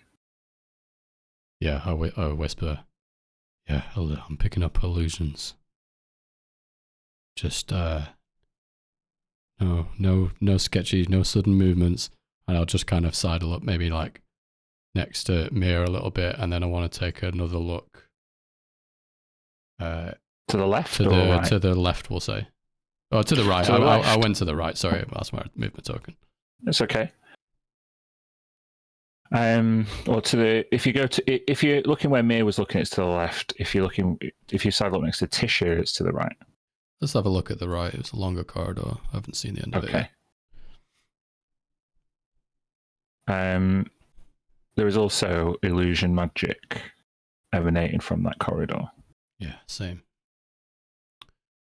And that's like within 30 feet. So obviously, because of the range of the spell. Do we want to get in front of this? Maybe we make a move before something makes a move on us. Agreed. Mia, a few rocks from the collapsed tunnel are disturbed, and they just whoosh into the water near you. It's a load of rocks. It's almost like looking at a magic eye. There's so many little collapsed stones and pebbles. You're looking. Could there be someone there? Someone trapped? I'll keep watching it intently for a few more seconds. Your perception check earlier was 8. Yeah. Something must have disturbed that rock. You can't see what it is now. Maybe it's because they're trapped under there. Something move. There. Okay. So Talk to them. I'll get a bit closer this way. If I look in that direction within 30 feet, do I get any similar illusion? In the kind of rock slide bit? Yeah. No, there's no illusion magic coming from that way. Okay, weird. No illusion there. All right. If I spin around and look to the one I was last looking at, is it still there? The one on the right hand side. Yeah. Okay. All right. Fuck this, I'll say, and then I'm gonna cast a spell magic. Just put the spell magic up for me. So range 120 feet. So yeah, right where I see it. It's cast at 5th level because that's my warlock spells. You can choose. So you can't choose a creature or an object. I can choose a magical effect within range. Magical effect, which should technically dispel anything that's like invisible. That's my idea. Where I see the illusion, you have to choose the magical effect. Do you not? It says you have to choose a one. magical effect. So what magical effect are you choosing to dispel? The illusory effect that I detect with detect magic. I think it's it's a little bit of a grey area, this, because I would say that if you were going to choose to dispel a magical effect, then you would need to know what the magical effect was. You know that there is an illusion spell, so I will side with you on this at this occasion. You look out down the sewer tunnel and cast dispel magic at 5th level. Yeah. Bear with me. Oh, it's not that one. Hold on. We're not in a tunnel at all. We're in the mouth of a dragon. Okay.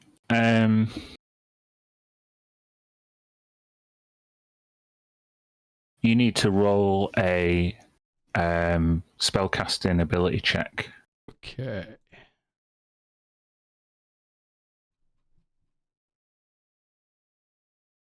So that would just be my spell attack modifier, right? It's just your charisma. It's just charisma, yeah, because the spell attack adds your proficiency. Okay, yeah. So, right, yeah. I'll just roll it. Just add 5 to this. 17. 17 is what you needed. Ooh. Nice. 7th level.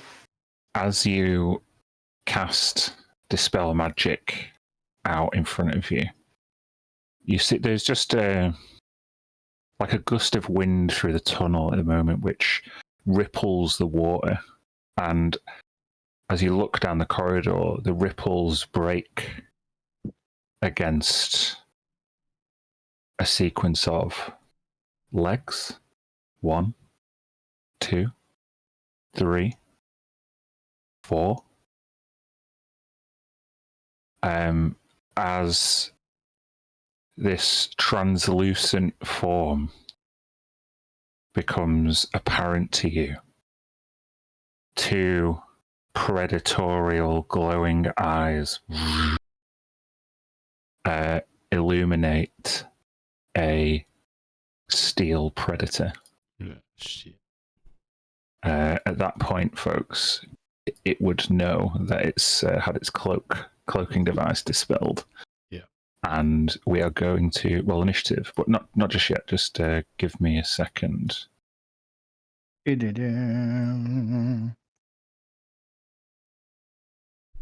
Why is this not? Oh, sorry. Change layer. Ooh. Okay. Let's roll initiative. So there's only one that this dispel magic revealed. There wasn't another one up north. I can only target one thing, so You've looked down a corridor and dispelled a magical effect in that area, Okay. and thus that's what's been dispelled.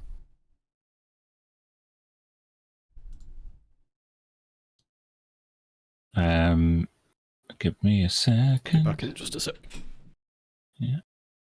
Oh, why did it roll twice? I don't know. But the first one, oh, is it because yeah, it's because I'm still exhausted. Tisha, yours is 6 actually. Means I got a 6. Okay, I change it. Oh, well, I did change it, but no, it didn't. 6. And yeah.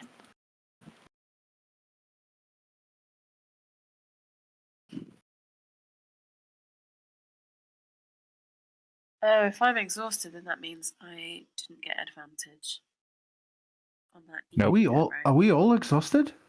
Are we all exhausted? I think I so. was double exhausted, but then you helped me with one of them, but I was still, it was all from sleep. Red helped you, but yeah, I think red isn't. I think the red is. Oh, please remember your. I put I hate when it does this. It's kept the last fucking initiative. Yeah. I when you bring it up, they're not there, and then when people start rolling, it populates it. So I'm just going to delete them all.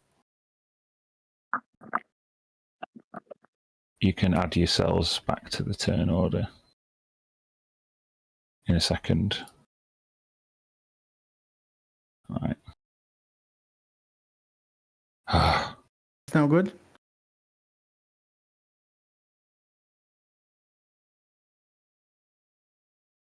Add turn.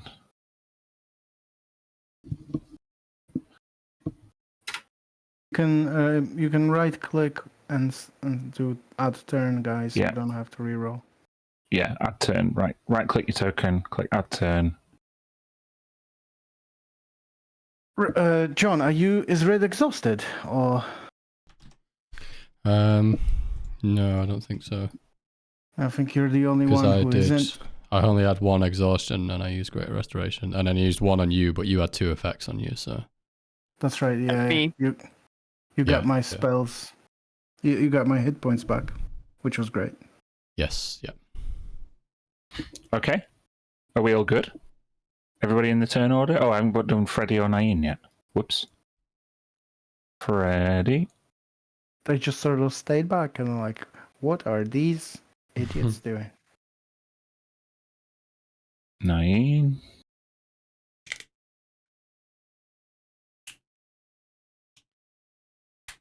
Okay. All good? Mm-hmm. Everybody Just in? need to update my HP. Mm-hmm.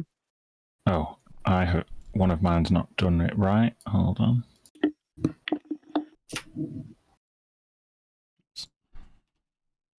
Yeah, make sure your tokens all look right. Red, you fittingly go first, as you're the one who notices this steel predator stalking you. Yeah. As it dispels and these predatory eyes glow, you hear, "Help me!" Does it seem like it's from that creature? Yeah, it's like a recording. Yeah. Mm-hmm. It's like Predator. Yeah. Okay. What to do? Ooh, actually, I think, yeah, this might... give this a try. I will cast Flaming Sphere.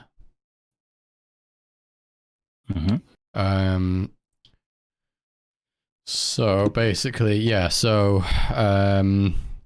I'll sort of cast it in front of me here and then ram it straight into that creature. I'm hoping to kind of block it from coming towards us, basically. Oh, is it perfect. a 5-foot one? Yeah, yeah.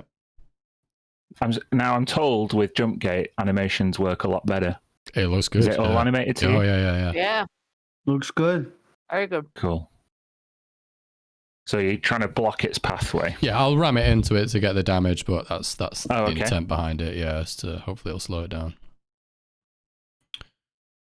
So when you ram it into it, it starts in its space. Is it?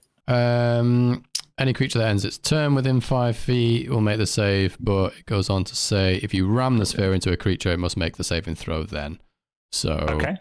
And then it stops I'll moving. get it to do that. What save is it? It should be a dex save, and it's DC 22. Oh, so you use your action and bonus action on it. It looks like it. Bonus action to move it, yeah. Slam it.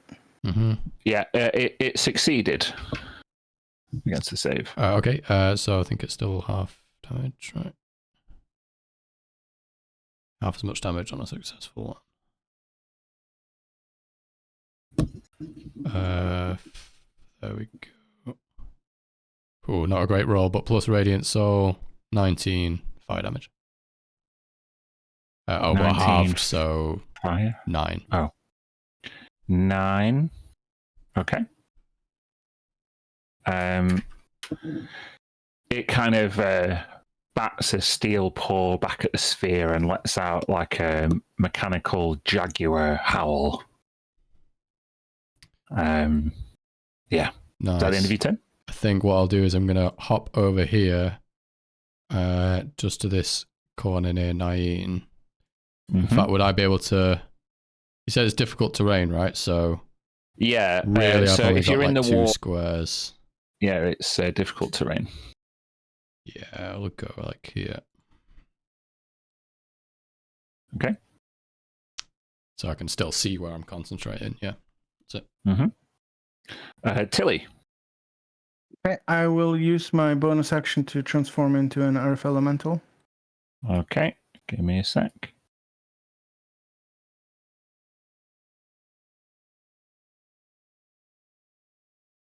See how it's important already? Like, you had to use your bonus action to do that. So,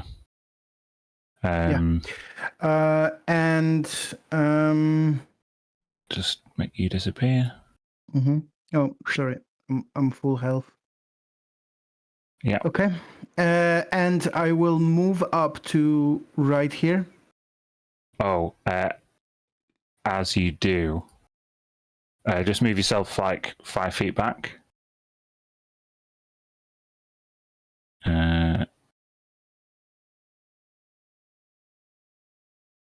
Do I run into something invisible?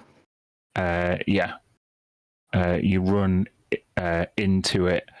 I think it would use it at that point, given that you are running towards it, it's going to use its reaction. It's going to use a reaction to attack you because you walked into it. Okay. So it's just going to do a claw attack. 25 to hit you. Yeah, that hits. For 20 magical slashing damage. Okay. Yeah, you're walking down the corridor and just straight into a swipe. What do you do? Okay. I am going to use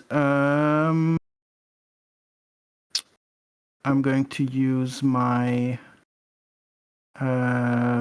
first attack of the multi-attack to try and grapple it.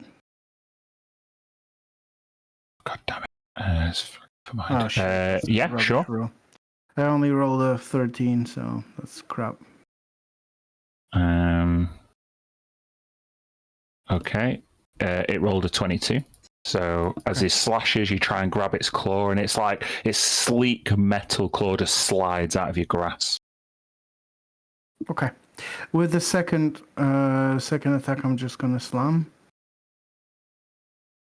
God damn it! Those rolls. That's not gonna hit, is it? No, it doesn't hit.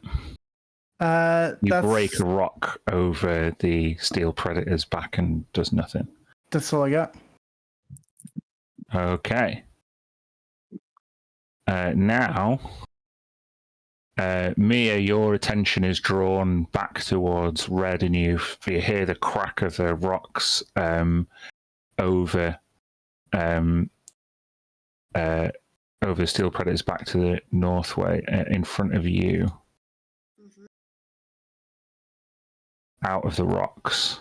Oh, this one wasn't using invisibility. It was camouflaged under the rocks. It just kind of lurches out of the rocks and starts sprinting towards you. So it jumps and it's going to do 2 claw attacks.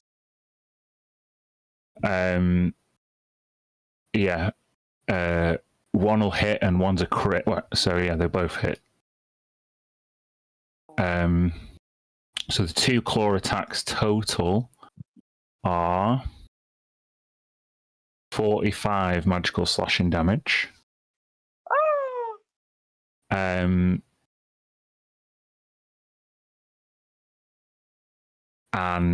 it's then going to bite you. For another crit. I'm really sorry. Oh, Jesus. 2 crits on this one. This piercing damage is 25 piercing damage. Oh my god. Just reduce me to half health in one go. Oh no. Level 20, baby. See you later. That's the end of its turn. Now it's the one that is in a scuff with Tilly. They are going to use Stunning Roar in a 60-foot cone, which is going to get everybody on this corridor. Oh, no. So I need a Constitution saving throw, please.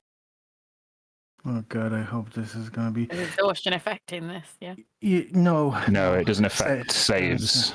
I'm going to use my inspiration on this. I want to pass this. Is it magical? God damn it! It's not magical. No, it's like a mechanical thing. What the fuck? It's bad luck. Okay, I need to do Naeem and Freddy.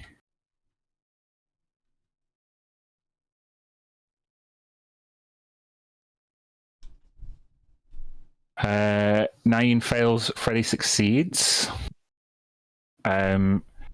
So Tisha succeeds, Mia succeeds, Tilly fails, Red fails, Naeem fails, Freddy succeeds.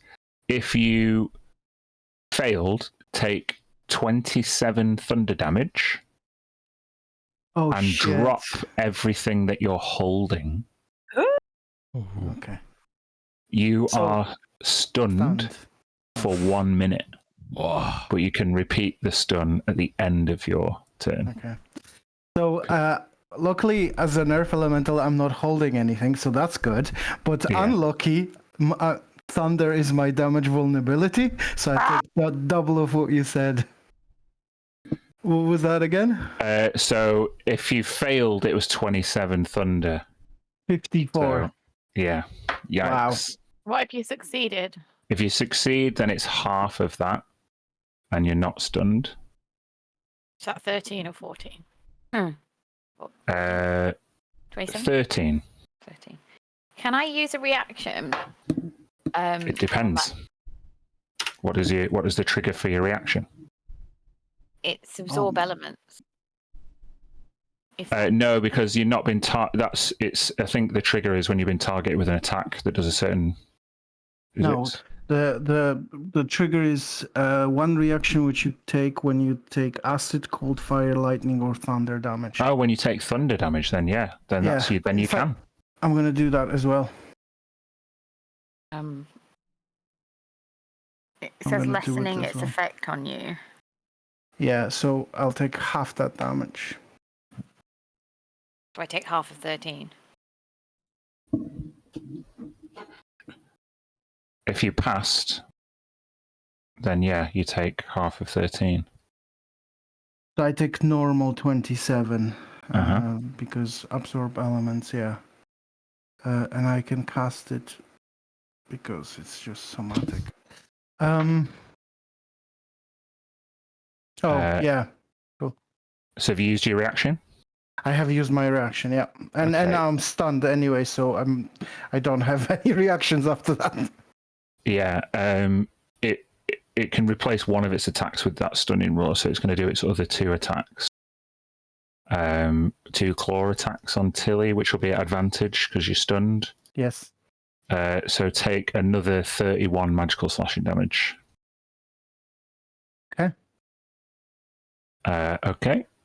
That's that one done. It's now Freddy's go. Sheesh. What the F is he going to do? I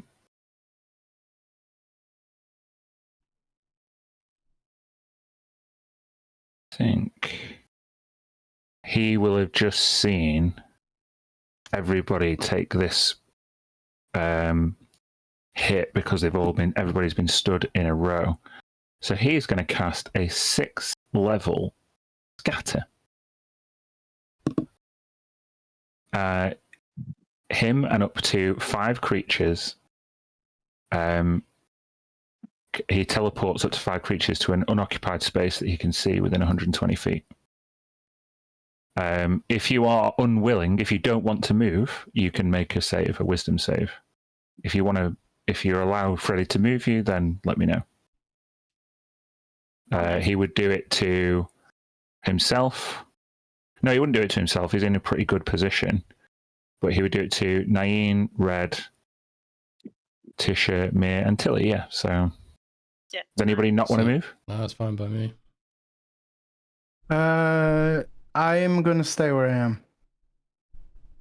am. Given that you're stunned, can you even resist? What sort of save is it? It's a wisdom save.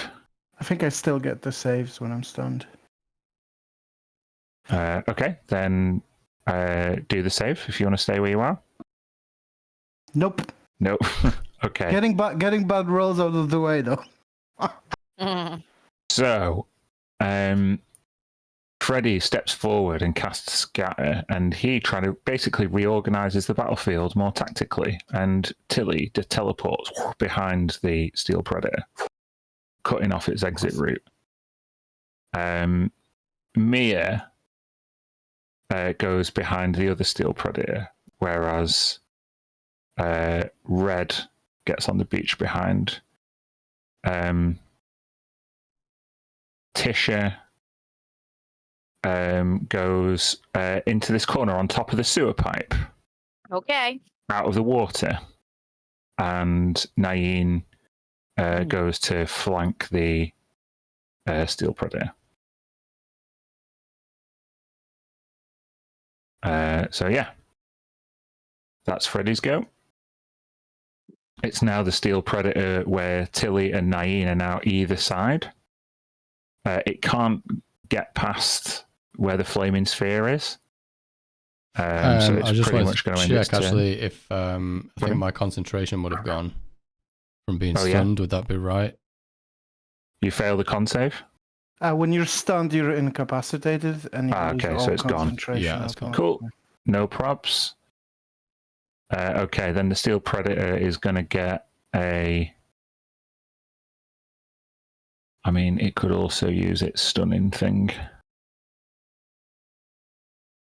But it's a 60-foot cone, so it's not going to be as effective. So it's not going to. It's going to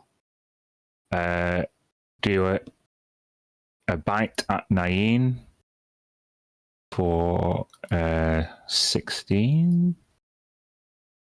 That hits. Nain takes 16 piercing damage. And it's going to do two. Going to then turn around and do 2 claws at Tilly Mental. I'm sorry, Tilly. The first one's a crit, but I rolled low damage. So, oh god, take a total of 36 magical slashing damage. Freddy teleported me right in front of the claws. Yeah. Oh, good thing I'm stunned. I won't remember. I won't hold the grudge. Mia, you're up now. Yeah. I'm. Can I use like a bonus action to put my glasses on? Yeah, sure. Does it need a bonus action? Don't know. Were you already wearing them? I don't know. Well, if I was already wearing them, then I would not have been charmed by them. With like, it prevents me from being charmed by constructs. They Or was weren't that a charming charm you. effect? Oh, No. fine. Okay. Well, they're on. And then I'd like to cast Banishment at a 5th level on the 2 that I can see. The one in front of you and the one between Nain and Tilly, or the one? Yeah, they're the only two you can see. Okay, Banishment. What save have they got to make? They have to make a Charisma saving throw, and the one in front of me, I'm going to tell you now, is rolling an 11. Okay, so that'll fail. Yeah. They have magic resistance. So the other one's going to roll with advantage, but their charisma, as you could probably imagine, is shocking. So the other one rolled a 15. Bye. Okay. They both disappear. Yeah. All right. Are you going to try and hold that for a minute and hope that they weren't assembled on this plane? Sure. Just get rid of them for a bit, you know? 3 of them is fucking rough. Yeah. Yeah, I'm going to stay where I am. Okay. That'll be my turn. It's Nain's go. Nain was like just about to swipe at this steel predator and it disappears. So Nain, she pulls out a health potion. She's going to drink it as a bonus action because she's looking rough. She gets 12 hit points back. And then as an action, I guess she's gonna she shout out as a free action like, "We should get out of this corridor." And she's gonna run back towards Freddy and go behind him. And she is going to God damn it. She pulls out a longbow. And she gets 2 attacks. And she hits the steel predator with one of them. Way up the corridor for 15 damage. Why are you doing this? Why? Sorry. This map is unreasonably large.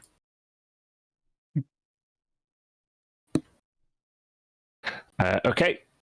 Tisha, you're stood on top of a sewer pipe out of the water. Yeah, I can't see anything, so I'm going to everything's gone in terms of those two. So I'm going to move back onto the wood. Okay. You see steel predator stalking that corridor. I'm going to move sort of further in because I think if that creature comes back, I know it Yeah. was there. Don't forget it's difficult terrain. So it's double movement. 5, 10, 15, 20. Oh, what is my move? Oh, 30. Oh, so I'll go back. 5, 10, 15. Okay. Well, I could die. I'm going to firebolt the one I can now see. Okay. Hits. 24. Nice. Yeah, it doesn't seem to like the fire. It lets out like a roar as the fire kind of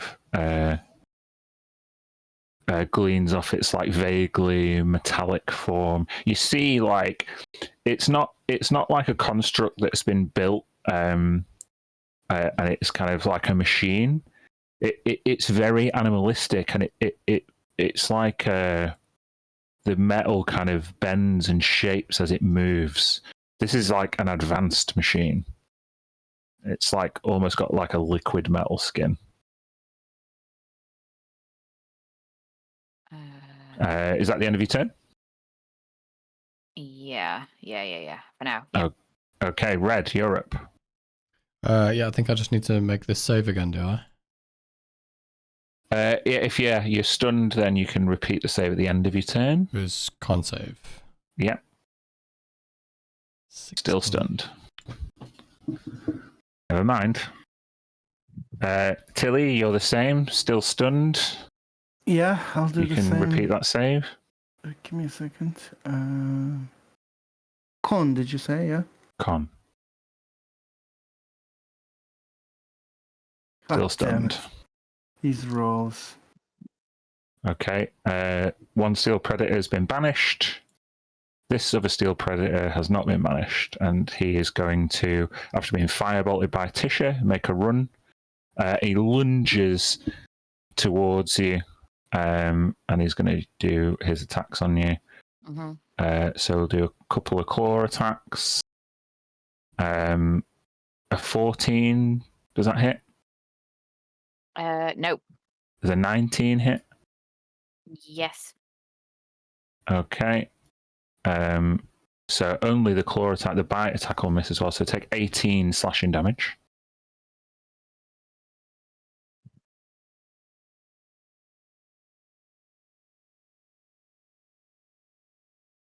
Yep. Yeah, don't forget to, just token. Cool. It's Freddy's go now.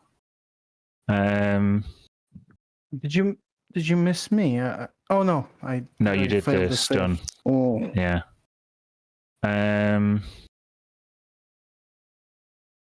He's gonna do. I think he's gonna try and.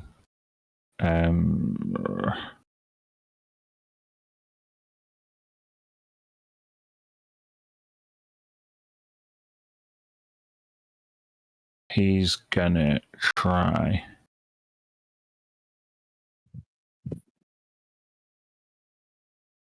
I think he's gonna try and do a 7th level disintegrate.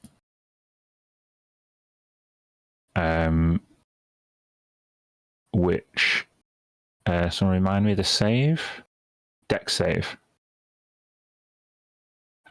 Towards the one that's now attacking Tisha. Obviously, that ticks Freddy off. So he's going to do a Dex save. He gets advantage because he's magic resistant. His Dex pretty good. Oh, he critted the Dex save. So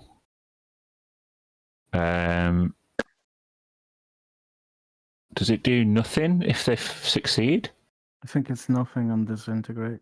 Yeah. Cool. Nothing. Nice 7th one. level. Good job, Freddy. Good job, Freddy. With that, seeing as his spell did totally nothing, he's going to back up towards this room. Hey, over here. Hey, your wife's over there. Where are you going?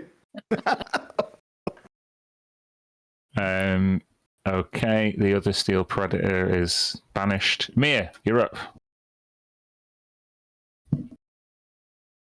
I can't hear you, Kirsty.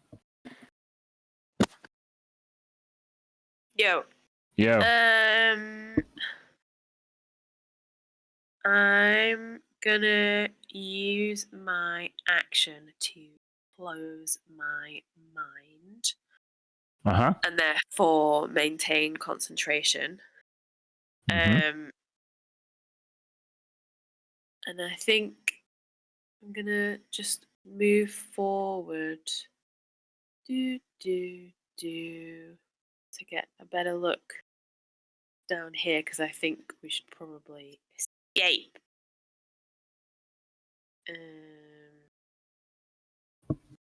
But I can use my bonus action to get a spiritual weapon going. Okay, good.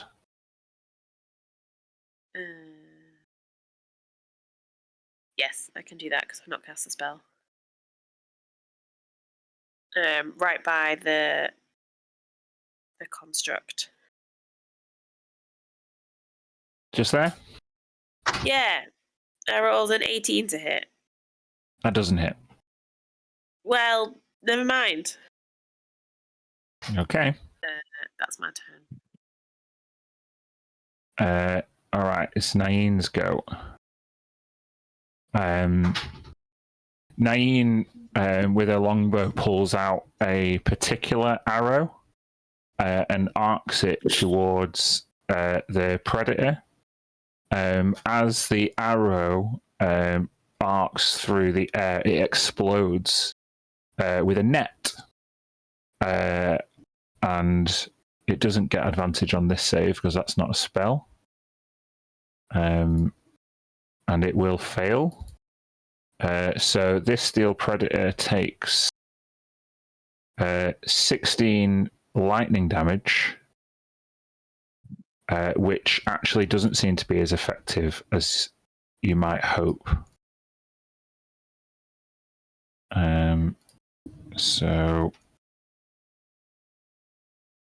But it is restrained now. It's in a net. Nice. So yeah, Naeen kind of scoffs at Freddy's retreat. Shouts towards Tisha like, "Duck!" And this net comes over the top of Tisha's head as this cat is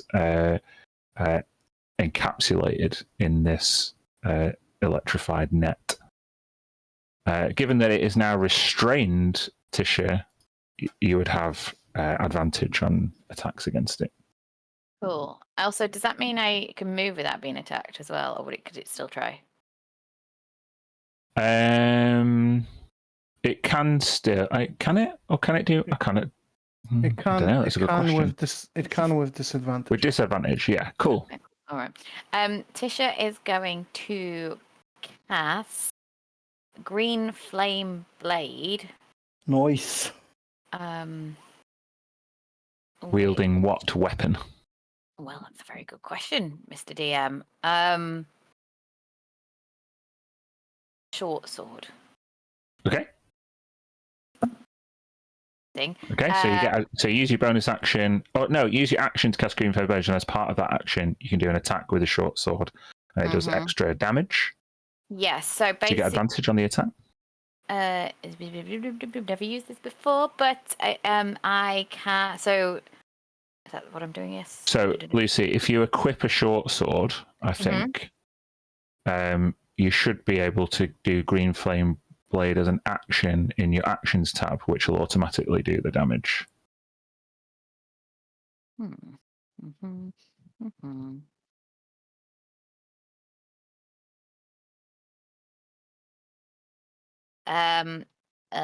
Maybe I'll go for. What do you mean? It should be there in my actions if I've equipped it. Yeah. Ugh. Green Flame Blade. I mean, it's in. Naeen has that spell, and it's in her actions. I'm pretty sure. Or if not, just do an attack at advantage and then click the Green Flame Blade spell after that in your spells tab, however it works. I'm going to go for a longsword because that's what I've got. If that's okay.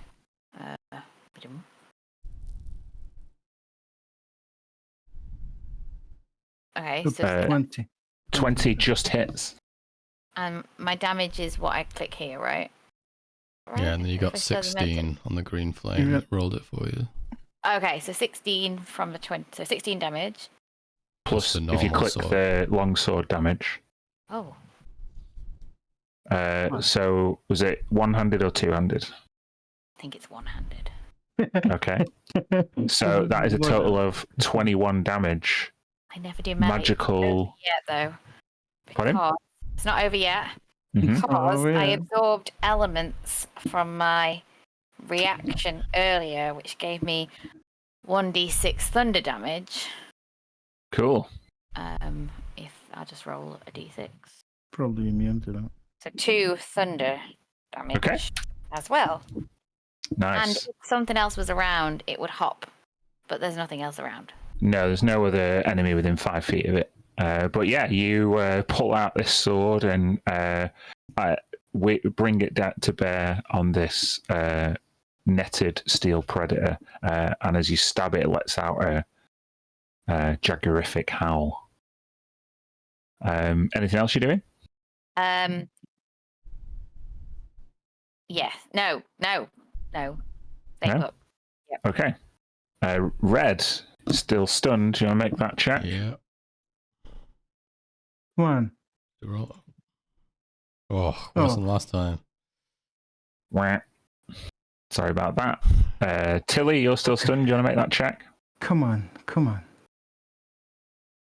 Yay! Hey! You're no longer stunned. But that is the end of your turn. But that's the end of my turn. Uh-huh. The one steel predator is still banished. This one is now restrained. It's got to use an action to try and cut through the net, or bite through the net, which it's going to try and do. Claw through the net, let's say. Oh yeah, it'll succeed, and it'll do enough damage. So the steel predator uses its whole action to just cut itself free. We'll just say that like some of its like metallic spines just sharpen and it cuts the net automatically. Freddy, frustrated by that, because that would have really, if he'd have failed to get out of that, it would have really helped him do another good spell. He's coming back now, is he? Yeah. Written Hmm. down in the book. He's going to do something that he knows never misses. Magic missile. Yeah, a 7th level magic missile. Oh, it only does 1 though. How many magic missiles is that? Can anyone help me? 8, right? 8. No, wait. No, it's 3 plus 1 for every level. So, like 10? 9 or 10, I'm not sure. And it's 10d4 plus 10, basically. Mm-hmm. So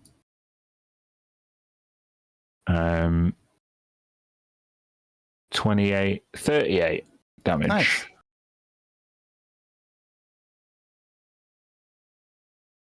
Yeah.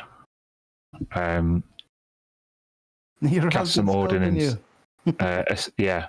Says, sorry, Tisha, I don't know what came over me. And he throws all of these magic missiles that they all kind of like weave around you and hit the steel predator from loads of different angles. It starts to like skitter backwards as it almost regrets cutting itself free.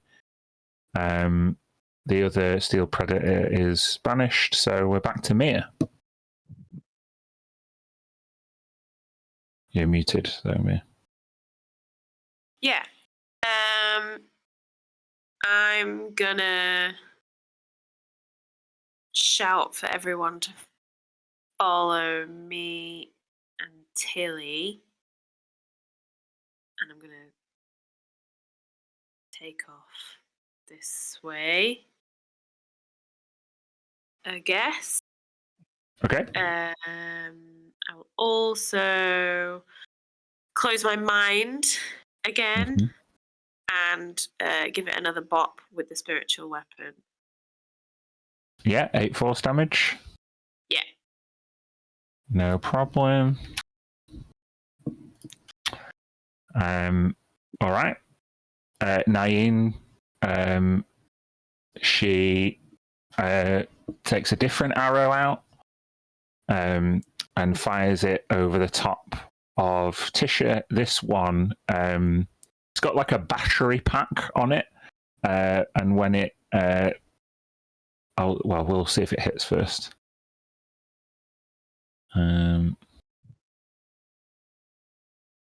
Oh, crit. Yes.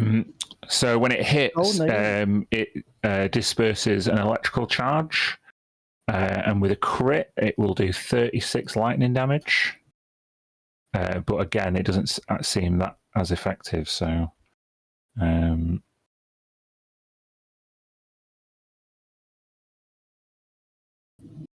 it's a significant blow regardless.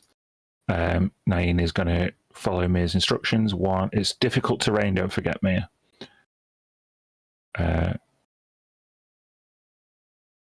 10, 20, 30. Okay. So, Tisha. Okay, I know this isn't going to be, but I want to do it anyway. I'm going to. I know that lightning doesn't do much, but I'm going to shocking grasp it because I'm there anyway. Yeah. That takes away its reaction if it hits. Well, here's the thing. It is advantage if the target is wearing armor made of metal. It's made of metal. I'll give you that. So it's a crit. Yay! Whoa! It's all right. We'll take that. That's some good freaking damage. From a cantrip. Yeah. You like plunge your hand beneath the like liquid metal surface, and you grab on to an alloy more solid, like beneath its skin, and summoning all of your ancestral bloodline, you send forward a shockwave that like obliterates loads of its metal armor, its liquid metal armor, off it, and it like splatters the walls. And you feel its kind of like gyros and motors begin to like jam and slow down as it starts to like smoke. It's looking rough now. Good. I'm now going to run away. Good stuff. Yes. It's difficult terrain, so you can move yourself however far you want. 15, I think there. All good? Yeah, all good. My end, yep. Okay. Red. Yeah, I'll give it another try. You can do it. Crit. There you go. That was with a crit con save, I'll give you your turn. Oh, amazing. nice. Awesome. Take this thing off. I'll just take it off. I'll run up towards the edge here. I can't go very far, but I'll see that one, and I'm gonna straight off the bat. I'm gonna guiding bolt. Let's see. Yeah. Oh my crit. God. Wait, am I in? Oh no, I'm too far away from you actually. And I can't do this in my wild shape. You can't anyway. have it anyway. Yeah, okay, fair enough. So crit fail. Yeah, that misses. Just quickly. Is anyone or Mir's a bit damaged?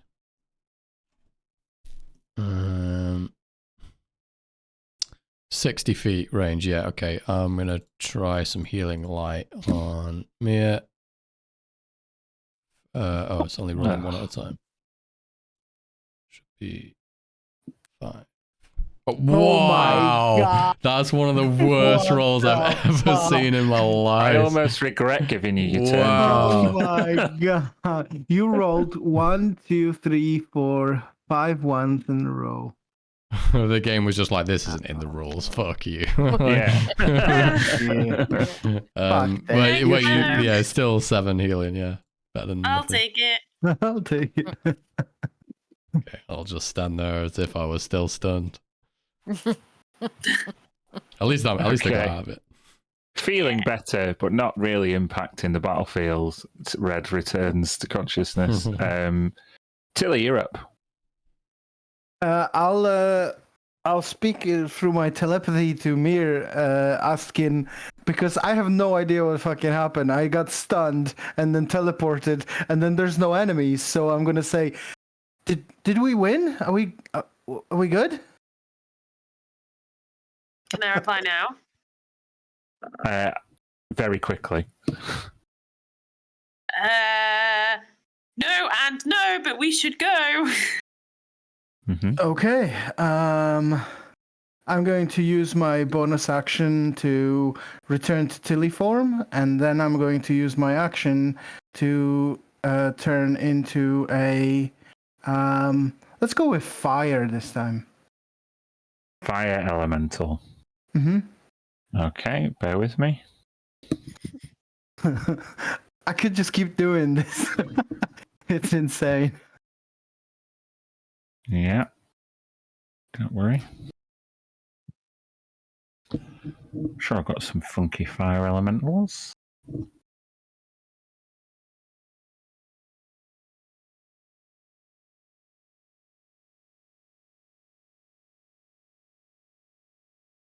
Let's do this one. Ooh, it's good. What hit points do we have? 99. Sorry, 102.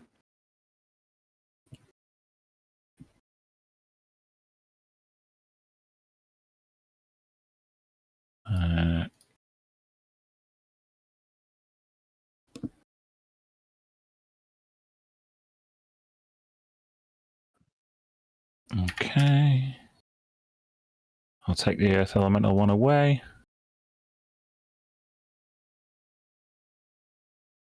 And now this is you. That was your bonus action and your action? That's right. Can you use any movement? And yep, I am going to go 50 feet right in the middle of that. Do you have a fly speed? No, he just runs 50 feet. Oh, Difficult terrain. Difficult terrain, yeah. Okay, so I'm here.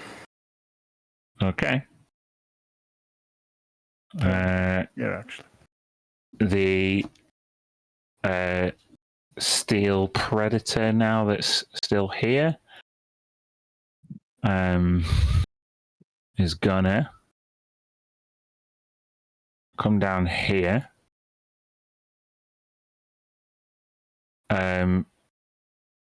Lucy, roll me d6. You don't want a 5 or 6.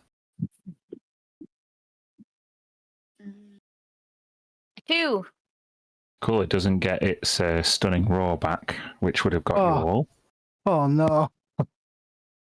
But it is gonna unleash its attacks. It's going to do one claw attack on red. 27 will hit you. Take 18 magical slashing. It's going to do another claw attack on Tisha, which will all be 18. Sorry, magical. Sorry, it's going to do its bite attack on you and do 18 magical piercing. It's going to do another claw attack on you. They'll all hit. So for 10 slashing. So it's 28 damage for you, Tisha, and 18 for red.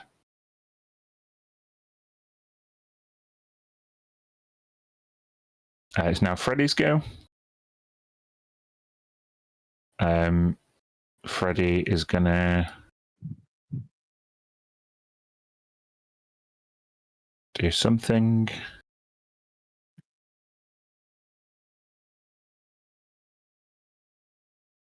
Shoot himself in the foot. Okay. He is going to cast a unique spell, and he steps up to it and shouts to Red and Tisha, "I'm going to try and make sure this thing can't follow us," and puts his hand on it and casts something called Evercold.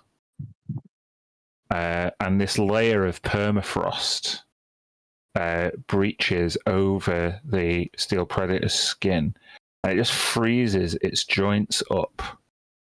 Tisha, I want you to make like an Arcana check.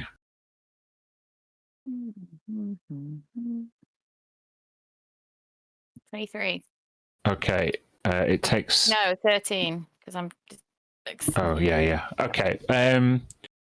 You can see this spell that Freddy's cast. It's almost like a curse type spell. You know curses, blood curses mainly, but his is this ever cold. It's going to have to keep fighting against this like wasting cold that will persist, which will slow it down. Its movement speed is halved, and it's taken 1d6 cold damage, and it's got to repeat the save at the end of all of its turns. It cannot take reactions either, so he's now going to follow Nain.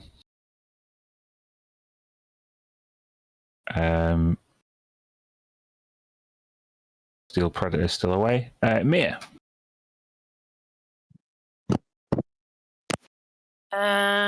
Yeah.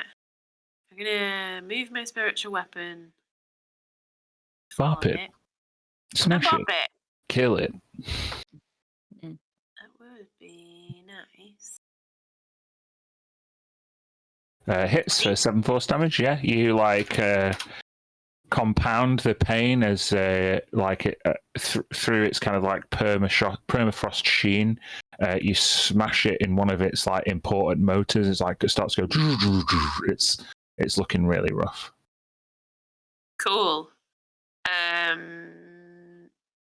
Even so, I'm going to keep my mind closed and just keep on trudging through this water. Water? Yeah. Yeah. Okay. Nain thinks you guys have got this, and so she's going to use the dash action. So she gets just ahead of you. So she's there. Tisha. Yes, I'm going to use 2 sorcery points for quickened. I'm going to cast haste as my bonus. And so I got that. And then I'm going to cantrip again, which will be the same thing, I think. We'll do the that. Green Flame Blade? No, the Shocking Grasp, which I appreciate might not do much, but because I won't crit it this time. But let's see. Oh. It hits. Whoa. But it hits with a crit. Right? No. There's no crit there. 20. Oh, is that not what I'm going mad? Okay, fine. 18. How does Tisha destroy this steel predator? Oh, Nice. beautiful. Okay. Well, it's Shocking Grasp, which means lightning springs from my hand. Pretty much the description you kind of gave. It's metal. It's lightning. It's lit up, and pieces start falling off of it, splattering. Yeah, even though it's resistant to that kind of damage, it's enough to have destroyed it. And as this shockwave of electrical energy cascades through its form, the metal pieces of its armor drop into the water, and it drops as a metal skeleton into the water. Done. Beautiful. How many? 1 minute is 10 rounds. I've done like 3. Okay. I will say we'll go out of initiative because they ain't coming back. Ooh, okay. You would realise as that minute is over that they were not assembled on this plane. Nice. Interesting. Good to know. Yeah. So just let me dispatch with those. I think by the time you guys realise that, you would be at least towards the end of this corridor, all of you. Mm-hmm. Does that seem okay? Mm-hmm. that mean my haste that I've just cast is gone because it's like a minute? Well, if you want to use your haste for something in between times. Oh, just to get terrain. Just to read very quickly. Get Yeah. across. I'm gonna go out of my form as soon as I get a bit of dry earth, because I just noticed that the fire elemental he's got a thing called water susceptibility. Yeah. For every 5 feet it moves in the water, it takes 1 cold damage. So the earth elemental was just going and just like steam coming off him, like getting smaller. Wrong choice. Yeah. Wrong choice. So I will. Before Tilly evaporates, she reappears. Nice. There we are. Okay. You find yourselves at a crossroads. A big bilge pump is dumping water through the rock, and it spreads down various different tributaries in all directions. Tisha would like to say, well, I'd just like to point out we are moving in an eastward direction if we were thinking that was north and this is now. So we might find gnomes on this path. Now there. Like further east, do you mean? Or Northeast. So we need to go higher up and then across. maybe that way. Maybe, yeah, somewhere that way. But yes. Yeah. What's this pipe like? Does this pipe just goes in the wall, or does it? Can we tell if it's coming from up or down or any direction? Or you can see that it's coming out of the rock. Just curious what this was. Obviously, they must have maybe used this to pump the water out of the lake. Where did it go, though? It's a good question. Where did it all go? All the water? The oceans. There's a big old pipe. We're pretty landlocked here. Underneath. It's been evaporated by fire elementals, millions of them. Well, if they have millions of fire elementals, we're in trouble. But hopefully, I'm just curious. Where it all went. Maybe somebody drank it. I mean, I could come up with many different reasons. I'll stop now. Like a giant drank it. It was very thirsty. I'm going to turn to Mira and say, You hear an ominous gulping noise. It gets louder and louder. Oh, they were just thirsty. Thirsty. It's fine. That's all I needed. Water. I'm going to turn to Mir and say, like, well, you've been whacked quite a bit. Let me see if I can help a little. Trying to preserve our resources, because there's no telling where we're gonna rest next. But at least let me bandage you up a bit, and I'm going to use my healer's kit, because I'm a healer. What the hell is it?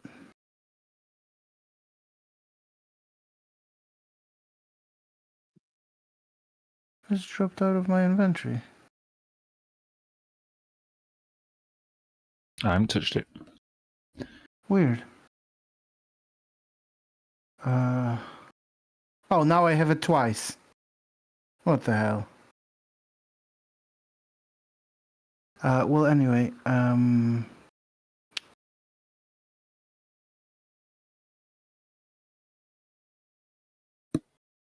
so it's this plus additional hit points equal to the creature's maximum number of hit dice.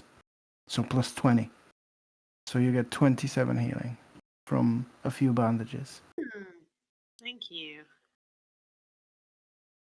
Much. Sorry, it helps a little, but obviously if we're in trouble in the fight, I'm there for you. But for now, you just take this.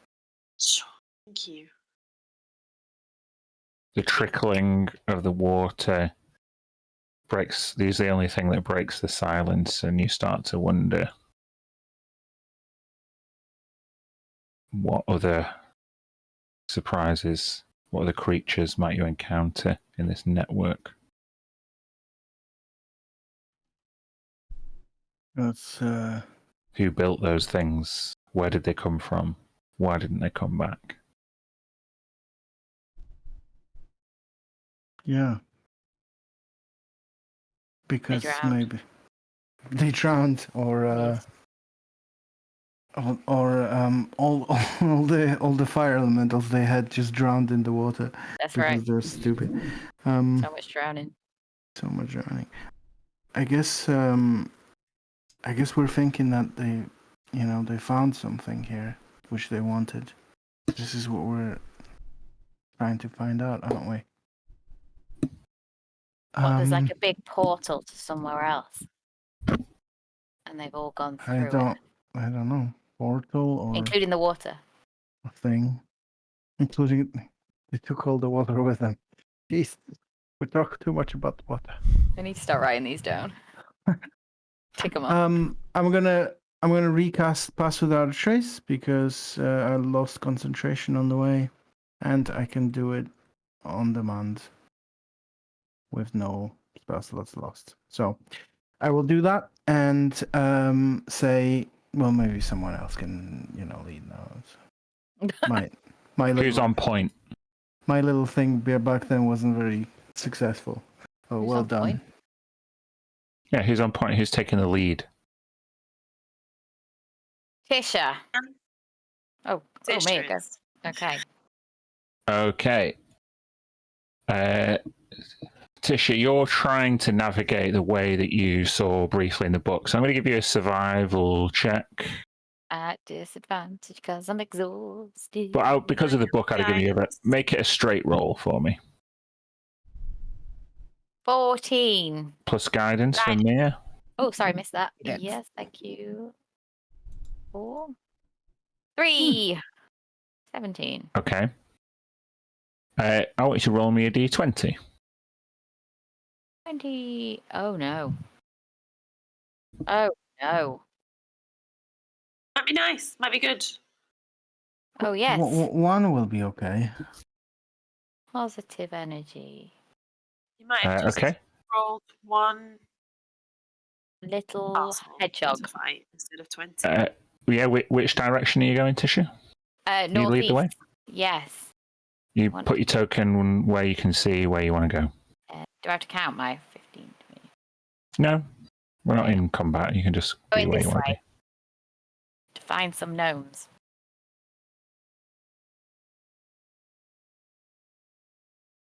Keep moving. Which way? There's one directly north, one directly east. No, but northeast.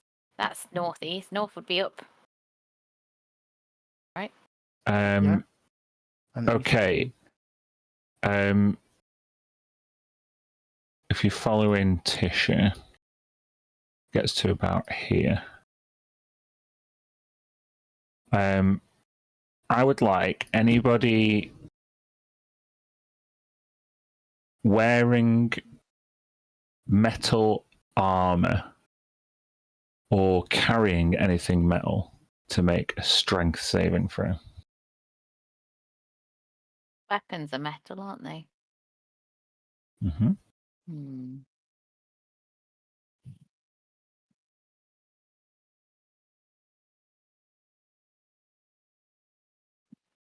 Are we talking anything in the backpack as well? No, just wearing metal armor or carrying a weapon that's metal. Okay, I'm good. Is it just Mira and Tisha? Yeah. I am going to use my halfling lock to give you reroll on that one, Tisha. Oh. Do I strength save again? Oh. Nice. Oh, then is it a save exhaustion? No. No. Sorry, you did say that. It's the only checks at this point. Okay, Mia, you succeed. You and Tissue succeed. You notice In fact, you wouldn't. I don't think either of you noticed this. What's your intelligence scores, both of you? 10 13. plus 0. 13, Tisha, you might be able to explain this. You are like moving through rock that has got like heavy metallic like mineral deposits, and it seems as though some of this ore and mineral is magnetized. It seems to have kind of polarized this metal bar, and you feel a magnetic pull towards this metal pipe. But both of you just managed to avoid getting literally stuck to it. You kind of crawl under the pipe, like on your belly to stop yourself, or you take your armor off and hold onto it tight. And you manage to progress through to the other side. Ooh. Nice. Phew. Physics. Better than magic.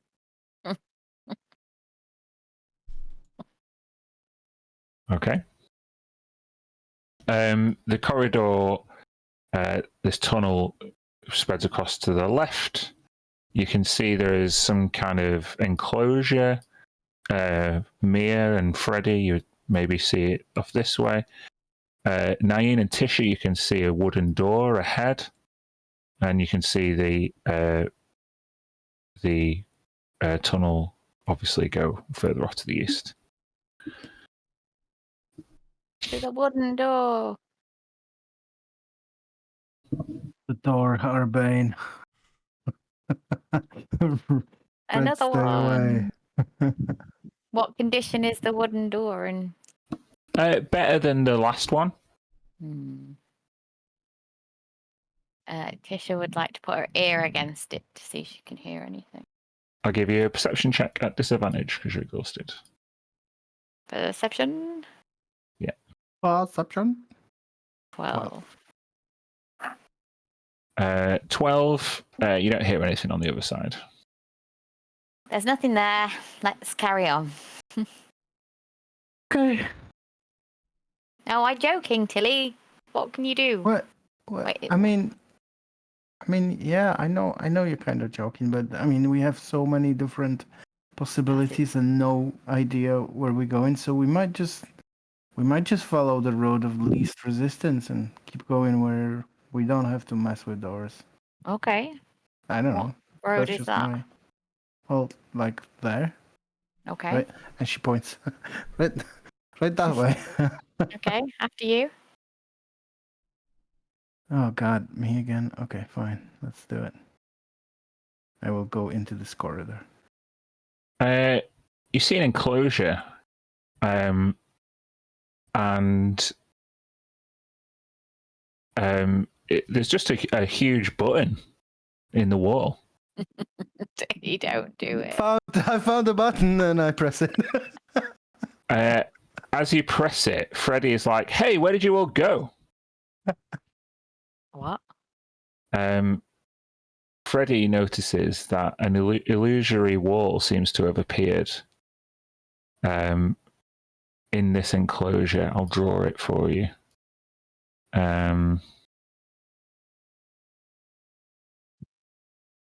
When you click that button, this becomes an illusory wall. We're still here. Walk through.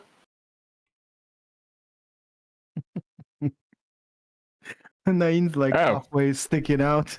Yeah. Naeem like sticks her head out. Come on, it's fine. Wow.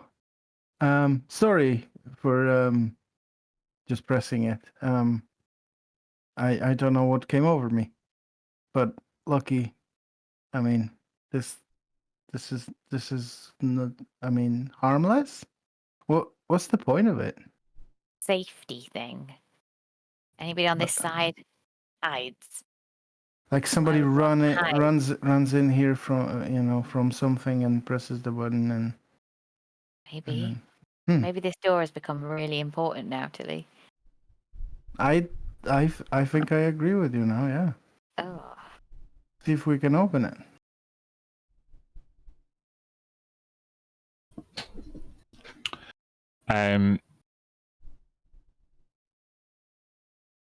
You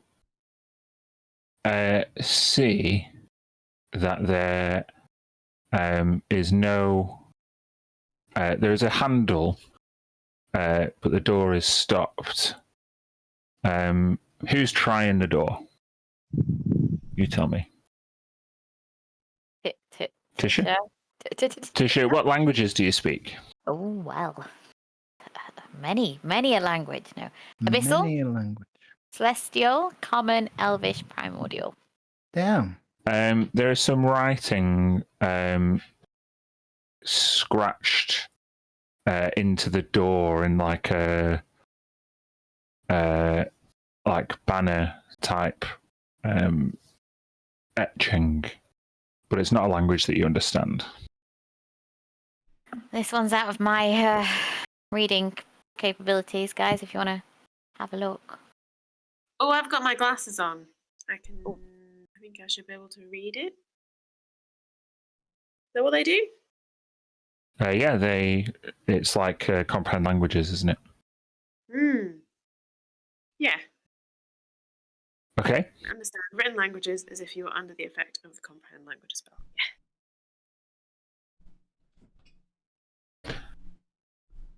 Yeah.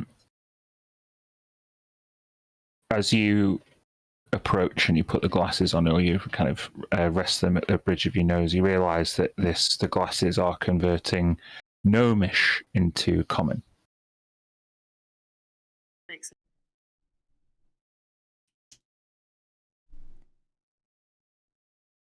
What's funny is that it seems like a relatively innocuous sentence, but there is a familiar name to you, Mia, mentioned in this brief banner.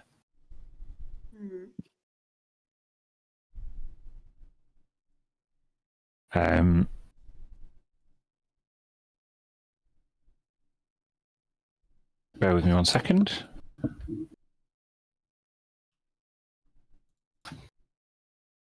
My notes just crapped out. Oh, hold on.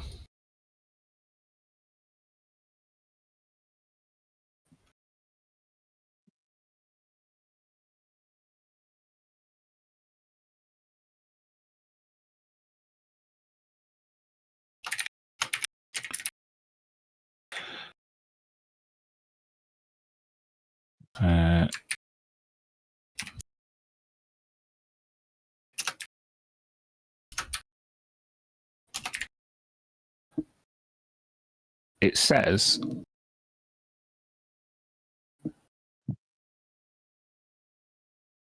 the love of Spellix will grant you his secrets.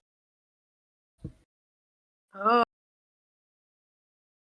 Is one of Galen's parents, right? That's where you know the name Spellix from.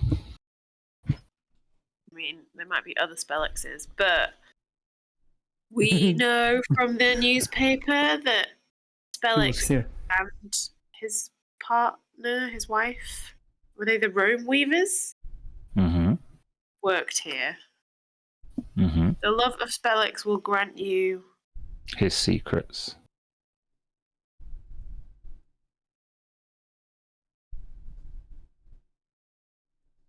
Just maybe say his wife's name out loud or something? Is that like a password situation? Maybe. Oh, what was his wife's name? Good freaking question. Where's my notes? Spellix, and was it like Nibnall? Nibnall was his wife's name. Yeah. And if I say that, does anything happen? You say Nibnall out loud? Yeah. Nothing happens. Well, it was good. It was good. It was worth a try. Okay. What What? Okay. What if he's not? It's not talking about the wife. What if it's talking about the Galen? son?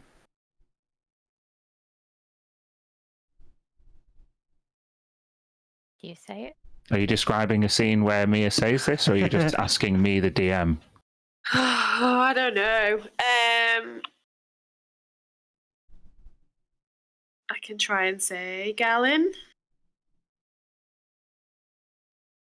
You say Galen. Nothing happens. Damn it! Who is Spellix? Says Tisha, that knows nothing. Yeah, he was in that paper. Right? Yes. Amir read. What about Same Virion? paper that talked about the gnomes, right? Oh, right. They didn't You have worked anything to do with Virion. Yeah, there is also Virion, right? Virion was not was Spillix half, and Nibnall's yeah. child. It was Yeah. Virion is Hysis's Oh, child. right. Yeah. Right. Seems like it wants a password. Maybe? Mia, given that you're the one trying to work this out and you're the one who kind of has the connection to Galen,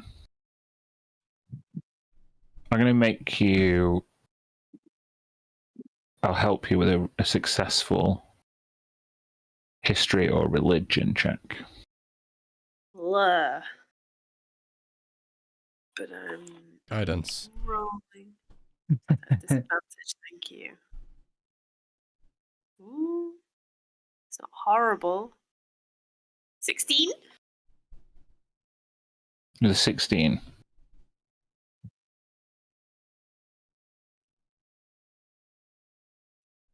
If you had put a secret password on a door that said Mia's love will reveal her secrets, what would the password be?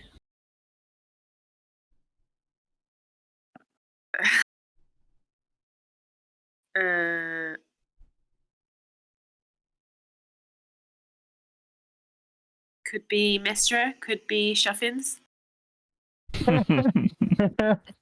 God, tweets. No. That's the only clue that I'm giving you.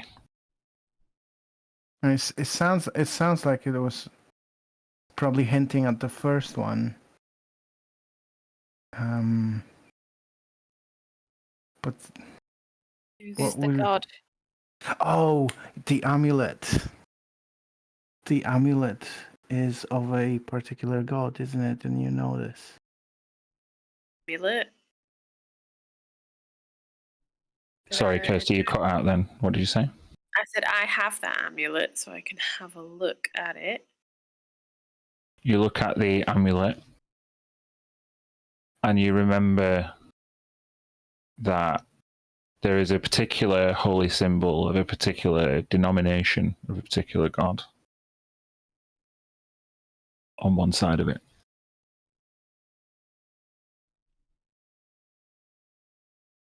Kirsty, remember which god it was?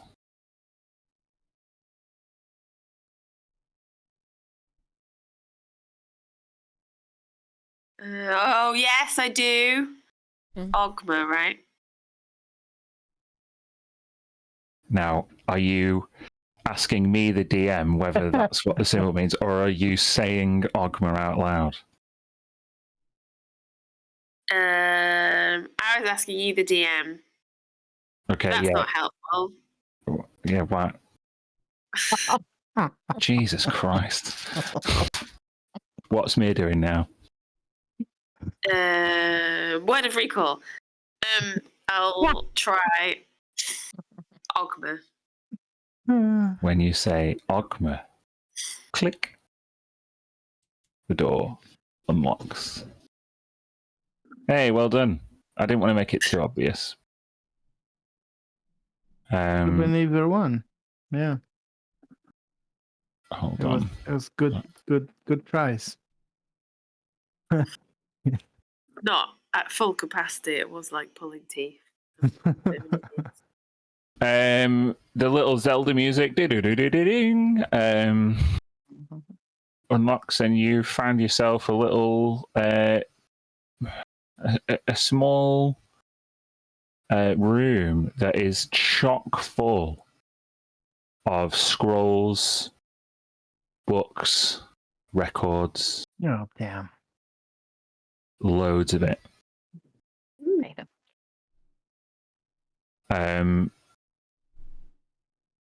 I will also say, given your descent into the cavern, started at night time with the blood red moon and everything that you've done up to this far, you are all fighting through your exhaustion, and probably see this enclosure as good a place as any to hold up for a bit of rest. And we'll end the session there if you want. It's 11 o'clock. Yeah. Cool. Yeah. Ogma. Nice. Ogma. Ogma, the god of, do we know? Knowledge. Knowledge. So somebody who loves the god of knowledge has squirreled away a lot of knowledge and tried to hide it, it seems, from the powers that be.